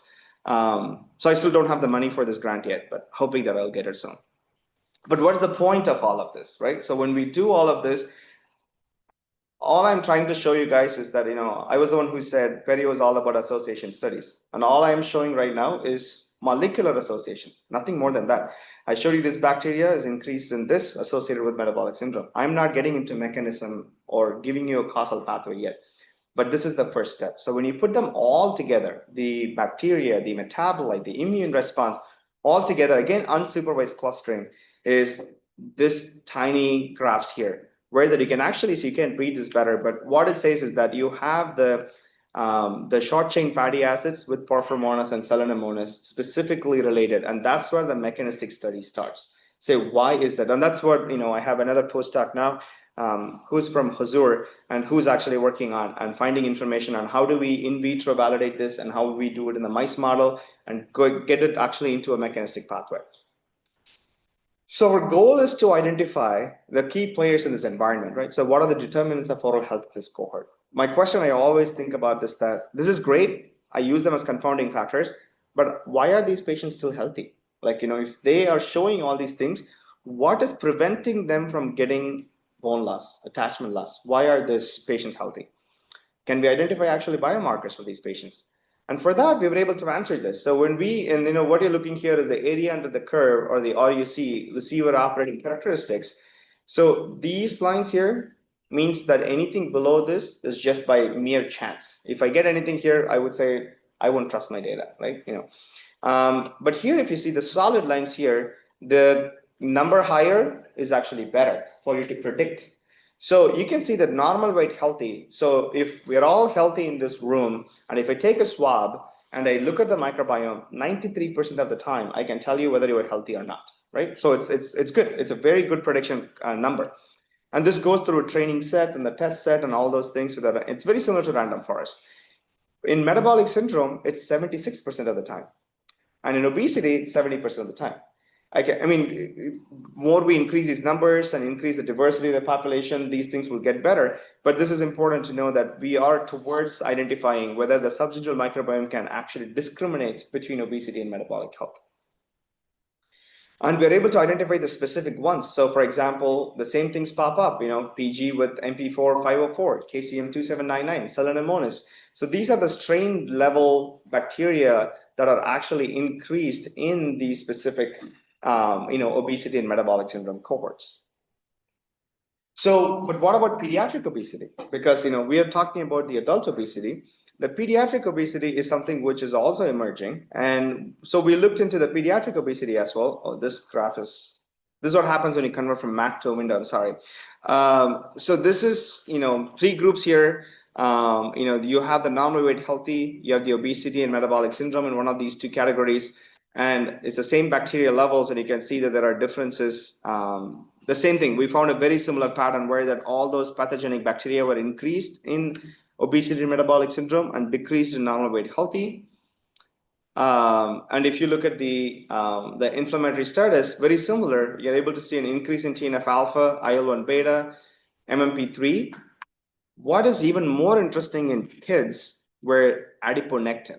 We did not find that in the adults at all. And adiponectin, if you read the literature, you would know that it's a cardioprotective metabolite. So if someone has adiponectin, which means that you're actually in a good metabolic health. And you can see that the cardioprotective metabolite adiponectin is the highest in normal weight healthy, and is next lower in obesity, lowest in metabolic syndrome. Goes back to show that metabolic syndrome does increase the risk for atherosclerosis, cardiovascular diseases, and type 2 diabetes. Like the literature shows, we're able to show that just from looking at the saliva of these kids. And when we did the kids study, it's also how the science works, right? We did not have this as our primary recruitment cohort. We had, recruited the adults, and one of the moms said, my kid is also obese. Do you think that they could be part of the study? Then I have to say, well, my IRB review board only allows 18 and above. So we have to have people, have to write a separate review board and all of those. We got it approved, and there was a pediatric endocrinologist part of the team. And then we started the entire study while we are still finishing up the adult study to publish. This was published in Journal of Dental Research recently. And we were able to show that these changes are more valid in the kids also. The same thing here. Really apologize for the messed up screen. The specific, we are also identified there are specific metabolites that were altered with the metabolic disruptions. And you can see them, some of them are increased along the waist circumferences while the others are not. And so this is the paper. So if you want to go back and read this, all of this is actually in the paper. And Vanessa Curtis and Lauren Kenner are my pediatric endocrinologist, and Umar Salman is my resident right now. He's the one who worked on the project, and also Ada Reyes is the pediatric resident who worked on the project. It helped with 2 masters, with both pediatric resident and the Perio resident masters. And Sharif is my bioinformatics person to work with. So the conclusions are that, the metabolic syndrome and obesity, they create an at-risk for harm oral environment, right? They are associated with a dysbiotic oral environment, even in the absence of clinical disease in both adults and children. And you also know that it can actually lead to a pathogen-rich, virulence-enriched, we saw that, and commensal depleted oral microbiome. And you can see them at every level: phyla, family, genera, species, strains. And we're able to identify that even the changes in the virome, because our lab is also looking at, one of my other PhD students is working on the oral virome project, and we're able to show that even the virome is very different than the bacterial combinations. There are several pro-inflammatory, regulatory, and adipocyte-related cytokines, short-chain fatty acids. They're all increased in obese and metabolic syndrome cohorts. All of this is in the absence of clinical periodontal disease. I didn't go into much detail about the confounding factors for the pediatrics, because the diagnosis of the pediatric obesity and metabolic syndrome starts only at age 10 to 17. So I can't recruit a 9-year-old or an 8-year-old. So it has to be between 10 and 17 according to the endocrinology standards in the United States. And that is the crucial year, right? Because they may have braces, they may have mixed dentition. So, and kids have more gingival inflammation. So then you have to control for all of that. And that also made us screen over 600 charts to recruit like 70 patients that they don't have braces, or they don't have any, get ear infection all the time, or some kind of an infection. So those are the things that we have to worry about also when these kids were screened. And a lot of the times the parents did not want to consent. They thought we are taking away some parts of the body of the kids, so they don't want to give the spit, or and we have to respect that. So we only took patients who consented, both the parents and the kids consented. Or sometimes the parents will and the kids won't. So you have to be respectful of that. But we usually give a $10 Target gift card, so they can get their own stuff. So for the kid, that's a big selling point. Because they get to choose whatever they want for $10. That helps with the recruitment strategy. So, we find that the molecular profiles we found from the metabolites that they're very similar to periodontal disease, right? Even in the absence of clinical disease. So maybe the dysbiosis in the oral environment could be an early warning sign. We are seeing all of this even before the clinical periodontal disease sets in, like a canary in the coal mine. Or our systemically compromised patients need personalized therapy. The moment I use this word personalized therapy, people start thinking about it as I'm talking about some kind of gene editing these bacteria, changing the. No, I'm not talking about any of this. How do you treat periodontal disease? You can do all the fancy surgeries. It starts off with mechanical depletion of plaque, right? So at the end of the day, you can do a full arch FP1, FP2, FP3, come back to the fundamentals of the basics, which is like making sure you see your patients every 3 months if they need to be, or every 6 months or every year, and you do not allow the plaque to build up, right? So if we think about personalized therapy, what we're talking about here is that for these obese patients, for these patients with metabolic syndrome, maybe we have to bring them in sooner. Like I can't neglect, when my hygienist comes and says there is a patient with a waist circumference of such and such and a BMI of such, I can't just sit in my office and look at the other patients and say, if everything looks great, this is great. But I may have to pay extra attention to these patients because they are at the point that they may develop disease at some point, right? So it's important to know, like biggest struggle, every country is different. For example, in the US, the biggest challenge is insurance, right? So I can very easily tell my patients to come in and see me every 3 months.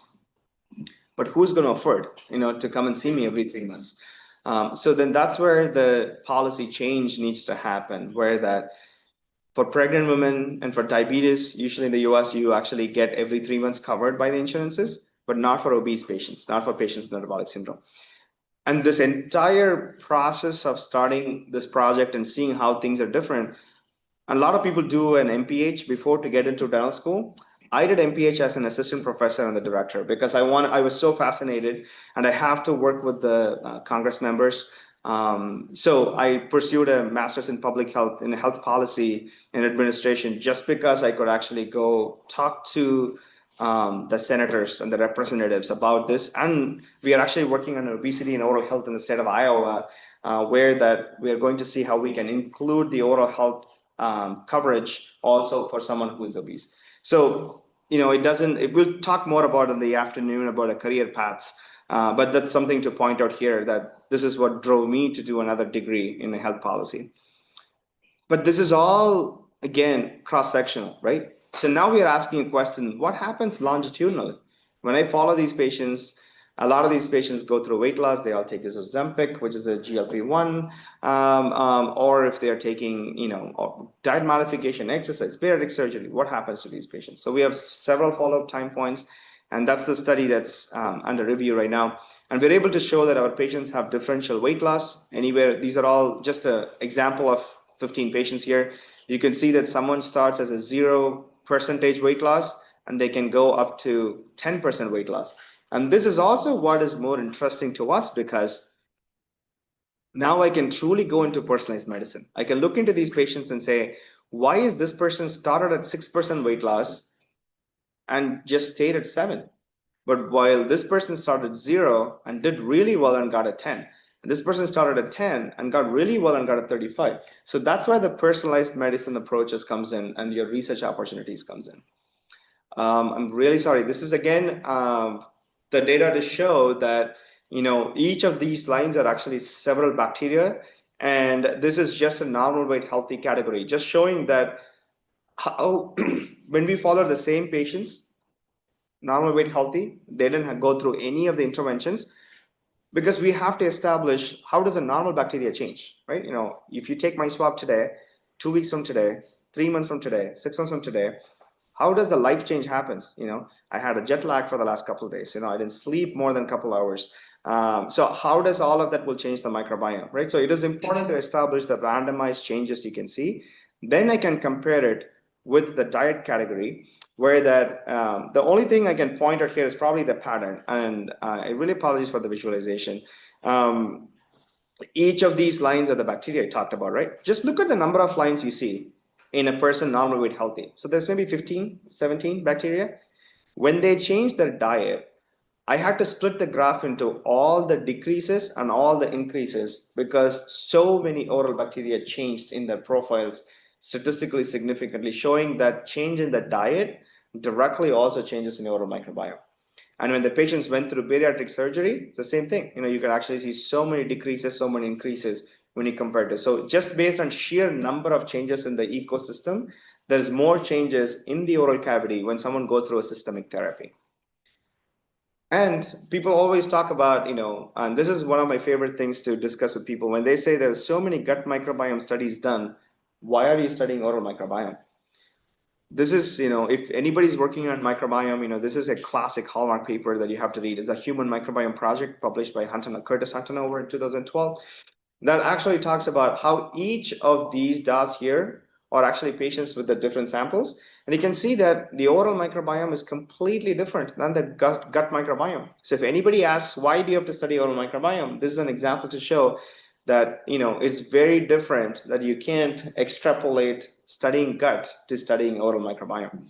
And not just that, even in the oral microbiome, you can actually see that the buccal mucosa, supragingival plaque, and tongue, they all have different surfaces. So that is also why between the studies, you got to make sure your site specificity is maintained. If not, your studies cannot be compared between each other. And work from Ricky Matsapos showed not just the bacteria, but even the immune cells are very different in the gingival cells from compared to the others. So showing that it's an ecosystem in general, the microbiome, the host, it's very different in the oral cavity compared to the others. So one of the things we're doing now is that we actually are collecting tissue biopsies from these patients. So we're extending our research to one step further, and where you can just see, looking at the transcriptional activity here, you could just, whatever lights up is the epithelium here with the transcriptional activity. You could see, of course, non-obese periodontally healthy, you see some activity. And you can see how the obese periodontally healthy, it's a lot more lighting up, right? Look at periodontal disease. But if you look at the activity spectrum, periodontal disease, of course, has the most, followed by the obese periodontally healthy, so compared to normal periodontally healthy. Again, this patient didn't show up with gingivitis. This is the patient who showed up for a functional crown lengthening, of a premolar site, which is a 40-minute procedure. You take the tissue off, you send the patient, reduce the bone, right? But this patient showed up and there was no inflammation. But when you look at the tissue, this is how the tissue lights up. So showing that there is also spatial transcriptomics demonstrating there's an increased transcriptional activity that happens in the density happens in the periodontally healthy obese. So everything points us towards the precision medicine, right? So we're looking at optimizing the study designs and analysis protocols, making sure we use strain resolved metagenomics, and we reconstruct the bacterial genomes ourselves. And we're also integrating it with the host RNA-seq and single cell RNA-seq, identifying the specific metabolites, and then we can go back to the individual patient experiences. Because, as I said, there are some patients who show tremendous weight loss, and some patients did not. So now I have data to go back and look at these patients and say, what was the specific metabolite that was present in the baseline that changed between these categories, right? And potential biomarkers, disease indicators, and therapy options. But as I said, a lot of the data here is actually unpublished. You'll probably see them getting published in the next couple of years. And the biomarkers, potential biomarkers, if I say we're going to find something in the next 5 years, that's a lie. It's going to take 15, 20 years to making sure that we optimize all of this. And this is all being in Iowa. I have 91 to 93% of my cohorts are Caucasians. So I have to make sure that I extend it to a different ethnicity population. We got to make sure that, if we do a knockout model in the gene, can we also recreate the same phenotype? So there is a lot more rigorous validation steps we need before I can speak up and say, you find metabolite X that is associated with obesity. We're not there yet, but we have the cohort, we're towards the right directions, we have the tools, we have the expertise, and that's what we're moving towards. This is my quote. I don't know how many of you know Scrubs, the TV show. That's one of my favorite TV shows. It takes a team, it takes a village to build. I cannot do all of this on my own because I do have a fantastic team. This is my lab cohort. A lot of the work that I presented. So White Room work is done by Mahi. Jessica does a lot of the benchtop work. And there's a bunch of Umar is the one who published his pediatric paper, and Siva joined with us almost a year ago. He works all of the transcriptomic work.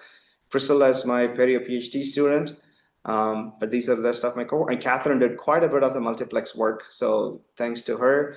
But this is the rest of the cohort. And of course, all the collaborators, it makes a big deal because Marcelo, endocrinologist, and then, at every point, you do need a mentor. So my faculty mentor when I started was Ashamangalam, a phenomenal mentor to have. And, I had Eric Taylor, who worked on all the metabolomics. Bariatric surgery was Jessica Smith, Vanessa, Lauren, the entire department, my residents, my staff, my faculty, Office of Clinical Research. And these three people received special mention. Jeff Spiderowicz was also my faculty mentor. He was in Iowa when I started, but he left to go to Ottawa as the chief health officer. But we still talk, we still discuss things. Helena LaRoche went to UMKC. Looks like all my mentors leave after they work with me. So she is in UMKC now as the director of the scientific relations. Phenomenal people to work with. She was the one who gave an idea of looking into pediatric cohort. So thanks to Helena for that. And Ben was my committee member and a good friend and a good committee member. I know these folks now for like over 10 years. And Sharif did all of the bioinformatics and computational biology. Of course, no research can happen without money. So all these funding support and the patients, volunteers, their families, and I will take any questions at this point.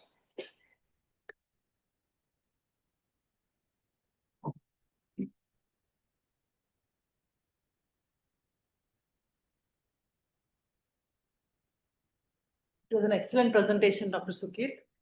And it's really amazing to know that so much of research is going into the field of metabolic syndrome. And definitely, I think your publications and research on metabolic syndrome would definitely bridge physicians and dentists, especially periodontists, and that won't take more. And the insights you provided on the association between metabolic disease and periodontitis is really amazing. And I think this is one field which research needs to be done more, especially in the Indian population. I think you have covered most of the Caucasians, and I think these publications will add a lot of value to the Indian population as well. And any questions? Over to you, Arun sir and Naina ma'am.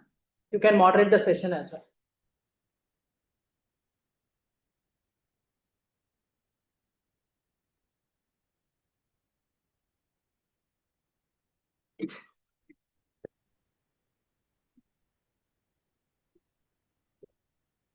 Yeah. If there are any questions, let's please hear them.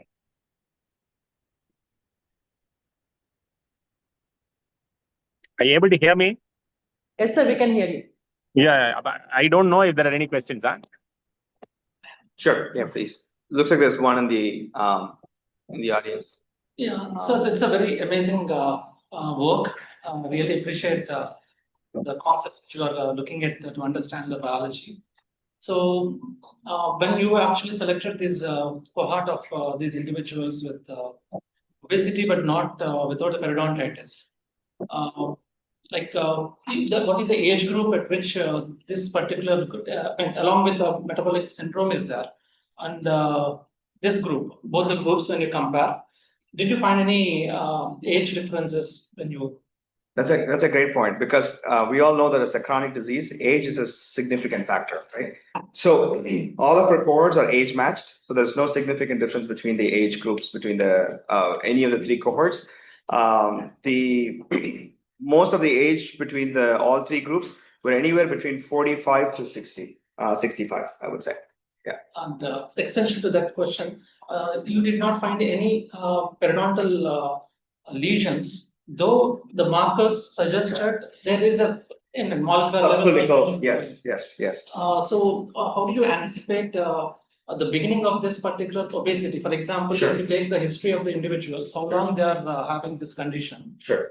to the point where the cross-section analysis was done or the study was done? That's a great question. So we do have samples collected to. One of the things I haven't done or shown is the genetic response or genetic determinants, right? So I haven't done any of the single cell RNA sequencing or the host RNA sequencing, and combining that with the duration of the obesity, and then combining that with the one of the challenges with the metabolic syndrome is also to understand that because it's cross-sectional, and the diagnosis of the metabolic syndrome includes people also treated for metabolic syndrome. So they could be on, they still have all these levels high, but they also still are on metformin 500 as a maintenance dose, or they could be taking a one of the anti-lipid medications. So one of the things to consider is that when we do the full analysis with the host transcriptomics, we do have the data on how much of this obesity can we classify them as mild, moderate, severe obesity, and how long have you been obese for. But that data, how long have you been obese for, is a little subjective. The reason being that nobody's going to come and tell me like I have been obese for 5 years or 10 years, but we can go back in the history and say, when did you present at the weight management clinics the first time?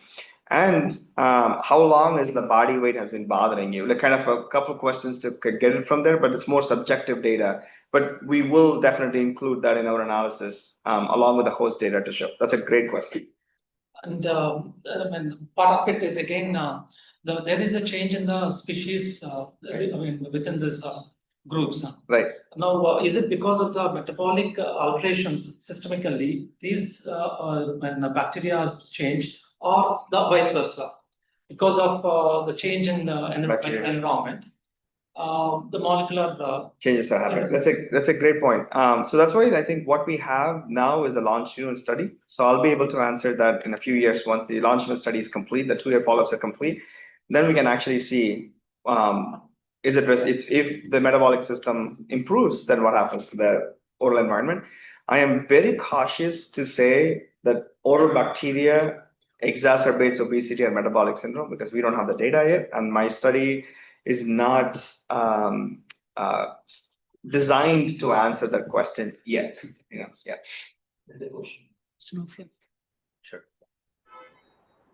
Ma'am, you can take that question.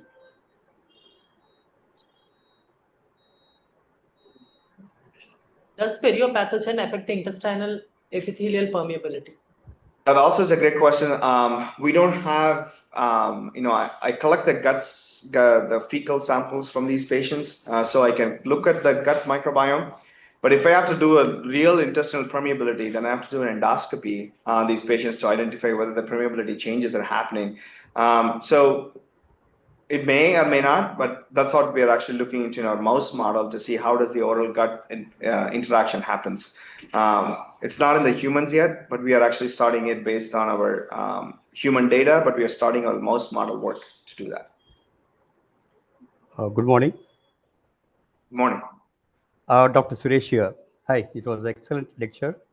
Oh, thank you. I have 2 questions. Sure. Right from the time we've been studying about periosystemic interactions or association, there's been talk about bacteria or inflammatory mediators or what is going to different parts of the body and producing the systemic diseases, which is still not been answered. Now, looking at the metabolics, what you're talking about it, which can vary depending upon the dysbiosis that is taking place. Could you say that metabolic factor or metabolics may be one of the factors which is creating different type of diseases and different systems? Because we are talking on a renal on one side, on a bone arthritis on another side, on a cardiovascular. So could this be a different dysbiosis on the change in the bacteria associated with the change in the different metabolites that could be a disseminating factor to produce lesions in different kind of organs? That is number 1. The second question is, I think of late we are getting more of bidirectional. It started with the diabetes and periodontitis. Then there are articles about hypertension and periodontitis. Now, looking at this for your study, metabolism or obesity are creating change in a microbial flora in a healthy periodontal patient. Probably that change in the periodontium producing a metabolite, again aggravating an obesity or a metabolic syndrome. Again, this could be another bidirectional. Are we going in that direction? Great questions, and thank you for your questions. So I'll answer the first question. So talking about the first question was about the metabolites are going to be responsible for different inflammation in different parts of the body? I think that's where actually the field is going towards. So that's where because when I initially started talking about the microbiome and the host interacts and the end products are the metabolites. So metabolites do play a big role. When we actually, the published study from the pediatric obesity and metabolic syndrome showed that, for example, glutamate was decreased in the obesity and metabolic syndrome and increased in normal weight healthy. And there are studies actually coming out from Spain that actually shows that glutamate is one of the prebiotic modifiers that determines health. So independently, studies are showing that the metabolites are playing an important role, because at the end of the day, that's the action products. So I do think that that's our lab's hypothesis as well. So I do agree with you on that. On the second one about the bidirectional relationship, I'm always very cautious. As you know, even with the diabetes bidirectional relationship, the randomized clinical trial that showed when you do SRP, then the A1C decreases by 0.3 to 0.5%, and it's statistically significant, but it's not clinically meaningful yet, right? So I'm very careful on saying a bidirectional relationship, even at this point, and that's why I think my title is also carefully curated. I say waistline to the gum line and not the other way around, because we still have to understand how these systemic diseases affect the oral environment before we jump in and talk about ginger pains in Alzheimer's disease, or talking about the specific toxins from the oral cavity in diabetes and other chronic diseases. We may get there, but I don't think at this time we are there yet. We need definitely more randomized clinical trials, more studies, animal models to prove all of that before we say there's a bidirectional relationship. Because I remember reading some of those articles on this protein kinase R in diabetes and periodontitis, which are having a mutual effect on each other. Mm-hmm. So, sorry, go ahead. No, go ahead. No, I mean to say there's a lot of underlying, because they're all chronic inflammation at the end of the day, right? So periodontitis is a chronic inflammation. Obesity is a chronic inflammation. So of course, there are some underlying pathways. You're going to see an IL-6 increase. If I have a fever, I didn't sleep, I'm going to have an increase in IL-6 in the body. And so does periodontitis, So I think there's a lot of common pathways that are connecting between the two. But it's very difficult to say that this specific molecule is the particular link. The problem being that both are being chronic diseases, and so it makes it messy to study these two. Thank you.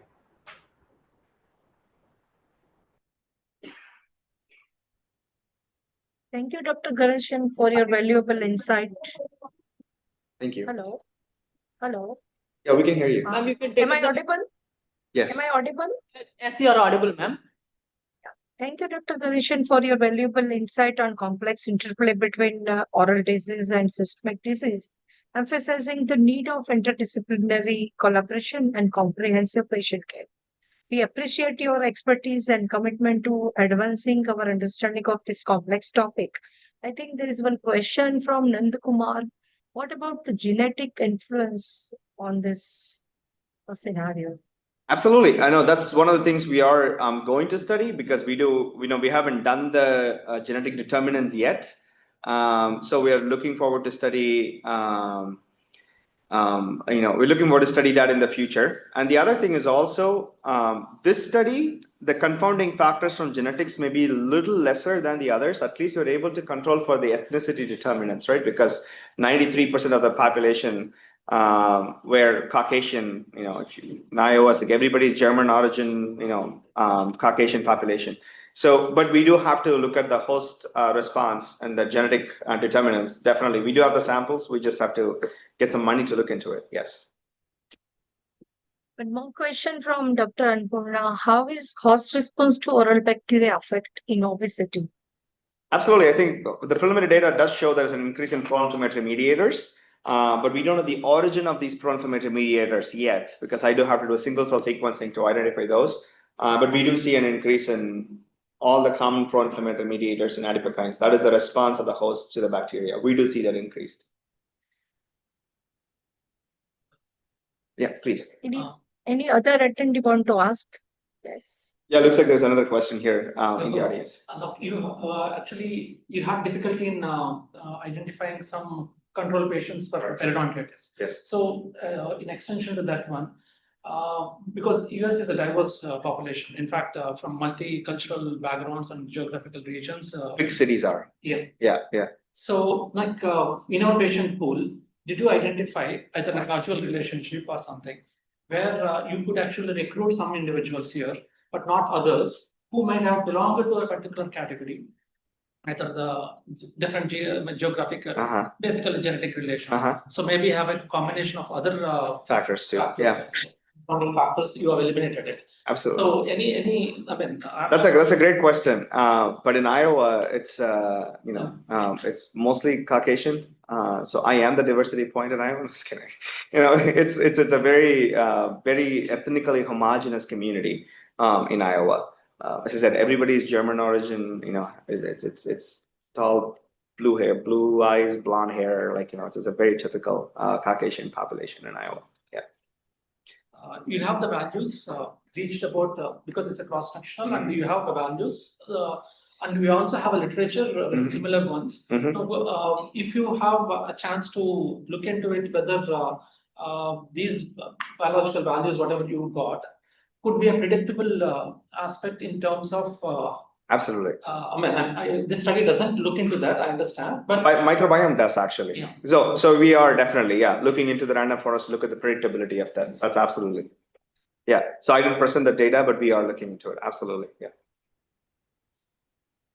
Sir, Dr. Vidyasagar have asked, can we have oral microbial transplant in the lines of FMT in the future, and can we collaborate with you? Absolutely. I'm always happy to collaborate, for good science. I'm always open for collaboration. It's an interesting factor, the fecal microbial transplant is much more well studied and established because of IBD and the funding for the gut microbiome studies. The reason why the oral microbial transplant is not that popular is because it's complicated. There is a distinction between oral disease and gut disease. So, for example, the disease in the gut is characterized by overtaking of one bacteria, say for example C. diff or E. coli, or the E. coli with a specific pathogenic strain. So in the gut, if someone has ulcerative colitis, or if someone has an IBD, or someone has a diarrhea, then the entire gut microbiome is monopolized by either C. diff or E. coli. But it's the opposite in periodontitis. In periodontitis, disease is characterized by heterogeneity.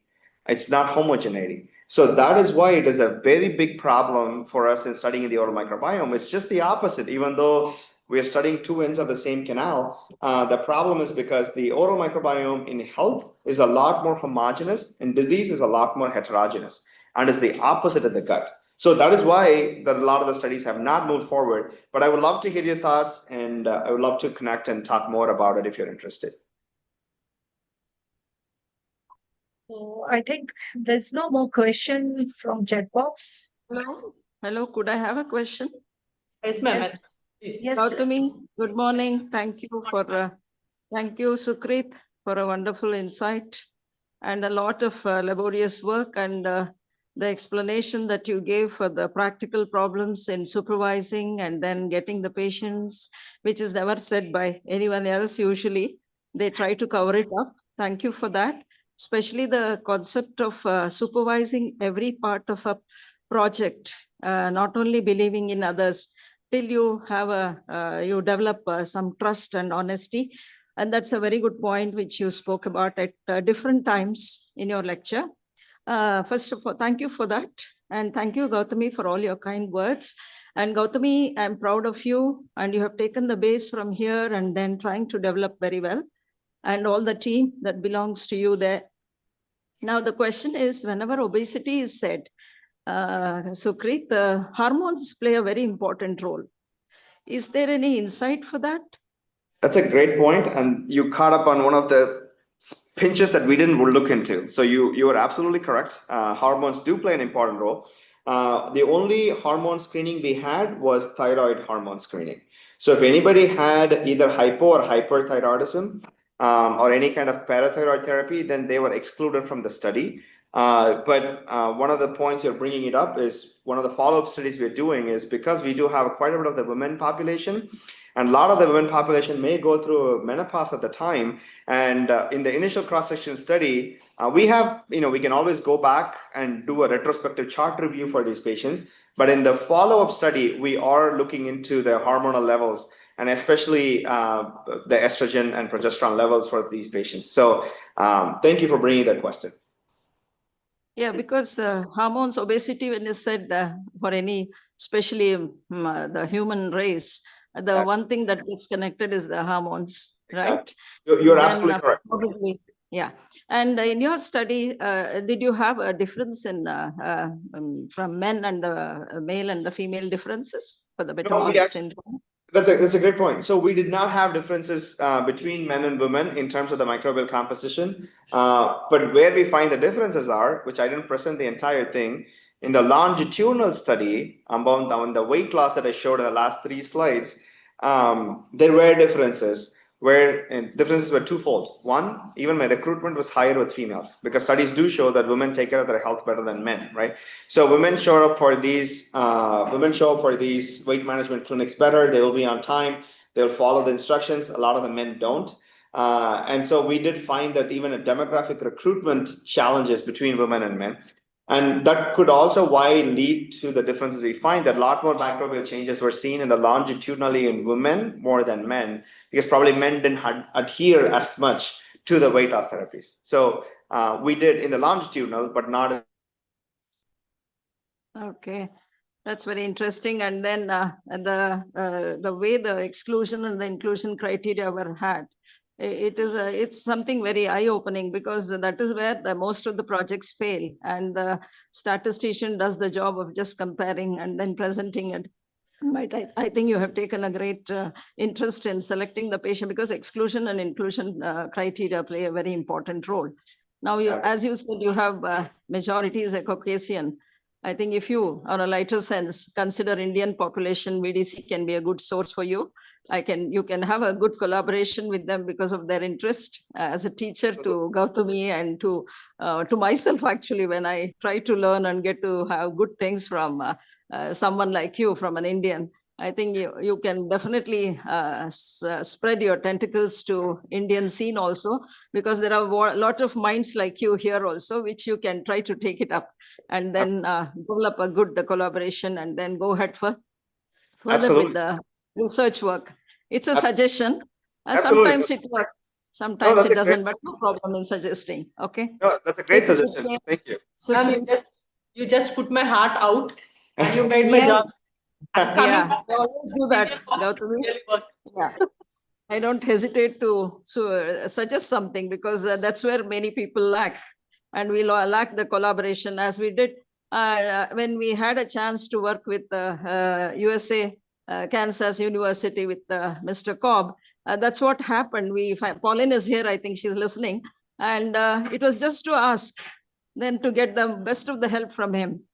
And we could collaborate. We have not met, it's only an email. And then we have had a very good collaboration with them. That's why I think we just have to propose. Okay. Absolutely. It works, it doesn't work. It doesn't matter. Okay. Thank you, Sukrit. It's a wonderful presentation. Actually, many of the who goes from here and then tries to establish, we get a very flowery picture, but you gave us the true picture of what exactly happens in the project work from a lot of scenes. And that is very interesting. I loved it. And then try to grow more and try to bring in a lot of pride to your parents, to your institution, and to everybody, to your family. Thank you. Okay, to yourself. Yeah, appreciate it. Thank you so much. Thank you, Vandana ma'am. Sir, it was excellent presentation. Now, I think there's no more question. Over to you, Dr. Gautami. Ma'am, there is one question by Dr. Annapurna. Can you please see the role of antisenescence? Annapurna, can you ask a question? Yes, ma'am. Dr. Sukrit, thank you for the excellent presentation. Recently, while reading, I came across a topic of anti-senescence therapy and its role in controlling periodontitis. So, does obesity have a role in the early cell death and early cell aging, and what is the effect of anti-senescence therapy in obesity-induced or periodontitis? That's a good question too, because any time there's a chronic disease or cancer or with age, the telomeres shorten, and then that's where the anti-senescence therapy comes into play. Of course, if I have to predict, we haven't looked into it, but if I have to predict, of course, there will be an impact of anti-senescence therapy, because the moment you reduce the shortening of the telomeres, you are going to extend the health of the cell. So I'm hoping that if we do it, it definitely be a positive impact. But I've not done any work on that yet. There is one more question. If you could share your insight on how medication affect your study outcome in terms of metabolic syndrome.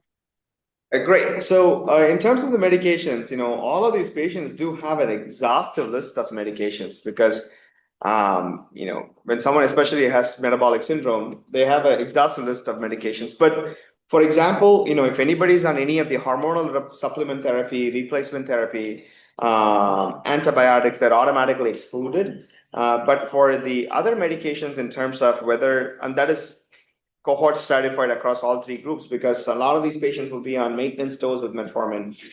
They will all probably be on some of the anti-lipid or the antihypertensive medications, but that's controlled between the obesity and metabolic syndrome. Thank you so much. I have one more question. Ma'am, Dr. Rhythm has a question. He sent me on my WhatsApp. I think Okay, go ahead. He is the would-be son-in-law of ma'am. Okay. He works in Dr. Arin's lab. Okay. Yeah, his question is, great presentation, Dr. Ganeshan, and thanks for the talk. It would be great if you could share your insights on how medications affected your study outcomes in terms of metabolic syndrome. Yeah, was it the same question? I think I just answered, or no? It's repeated. I've already asked. Okay. I just have one question. Yeah. See, you have said that the molecular profile in obese patients and syndromic patients is same to the another group where you have only obese patients without periodontal disease. Sorry, come again. So obese and syndromic patients molecular profile, you said it is similar to the other group of patients without periodontal disease. No, it's the opposite, right? So if someone has obese and metabolic syndrome, their profile is very similar with periodontitis. Is similar to? No, I don't have a cohort with periodontitis of obese and metabolic syndrome. So my periodontitis cohort is normal weight periodontitis. Okay. So when someone has normal weight periodontitis, their molecular profile is similar to normal patients without periodontitis, but they have obesity and metabolic. But they have obesity. That's what that is the question. What is the reason to get the same molecular profile? It's a very interesting question. I don't know the answer yet, but what it says is probably the microbial and the immunoinflammatory profile and the metabolites are actually very similar in a disease profile versus a healthy profile. And for example, we didn't go into the specifics of this, but one of the molecules we find is 3-hepatodecanoic acid, which is like a healthy metabolite. You can see them increased in normal weight healthy, but it's decreased in both periodontitis patients and obese patients. So coming back to Dr. Suresh's question too, that's where we're thinking the key is. Like one of these metabolites are actually determining health, and either we lose that metabolite or that metabolite increases depending on whether it's health or disease. But that's where the underpinning is, rather than we focusing on the bacteria and the inflammation, because at the end, the metabolites play the key role. What about the microbial profile in two groups? Is it same or different? Between the groups with periodontal disease? Yes, it was pretty similar. It was very similar, but even more very complex. When you find that with the obesity and metabolic syndrome, we never found. We found certain relative abundances of Porphyromonas gingivalis, certain strains, some Tannerella, some Treponema, but the actual periodontitis, the garden variety, stage 3, grade B periodontitis, normal weight that we found, they all had your classical Sokransky's complex, the red complex. They all had their Fusilactum nucleatum. So those things were increased. That kind of validated that was periodontitis group. But if you think about it as levels in the bar, so if this is all the red complex bacteria, you had them highest in the normal weight periodontitis, and you still had them, but not as high when you compare them to the obese and metabolic syndrome without periodontal disease. And non-COVID healthy was all the way low. So if you think about it, the 1% abundance, 4 to 5% abundance, 8 to 9% abundance. So that's how the grading was. Yeah.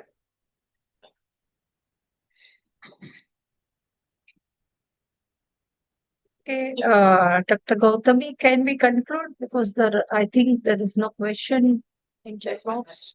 We can. So thank you, Dr. Sukirtan, and thank you, Dr. Gautami. Congratulations to your team for wonderful session. And thank you from my side. Over to you, Gautam. Thank you so much, ma'am, for your time and for moderating the session so well. And I once again wholeheartedly thank Dr. Sukrit Ganeshan for making all the way from USA in spite of his personal commitments and being there for the word he has given me not now but 6 months back. And I'm really proud of his presentation in AAP. An Indian dominating the stage in AAP is something that we really were very proud of. And wish you all the best in all your future endeavors, Dr. Sukirtan, and wish you all the good luck in life. Thank you all, and thank you all the registrants for making it once again Perio Akshaya 7th edition a great success, and hoping for the same support and cooperation from all of you. Thank you all. Thank you. And the certificate of appreciation, just wait, ma'am and sir. Yes. Here is a certificate of appreciation for both the moderators and for the resource person as well.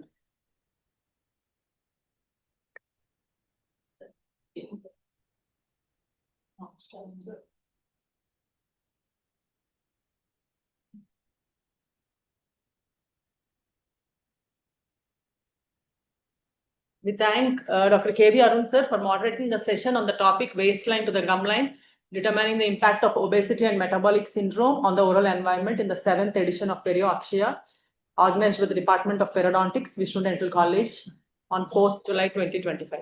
Thank you so much, sir. Thank you. As usual, certificate without having done anything.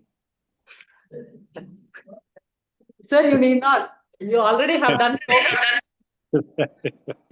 You have done already so much. It's only modest of you to say that you haven't done anything. And as Dr. Sukrit told, it's a big lie that you didn't teach him anything. The same thing holds good.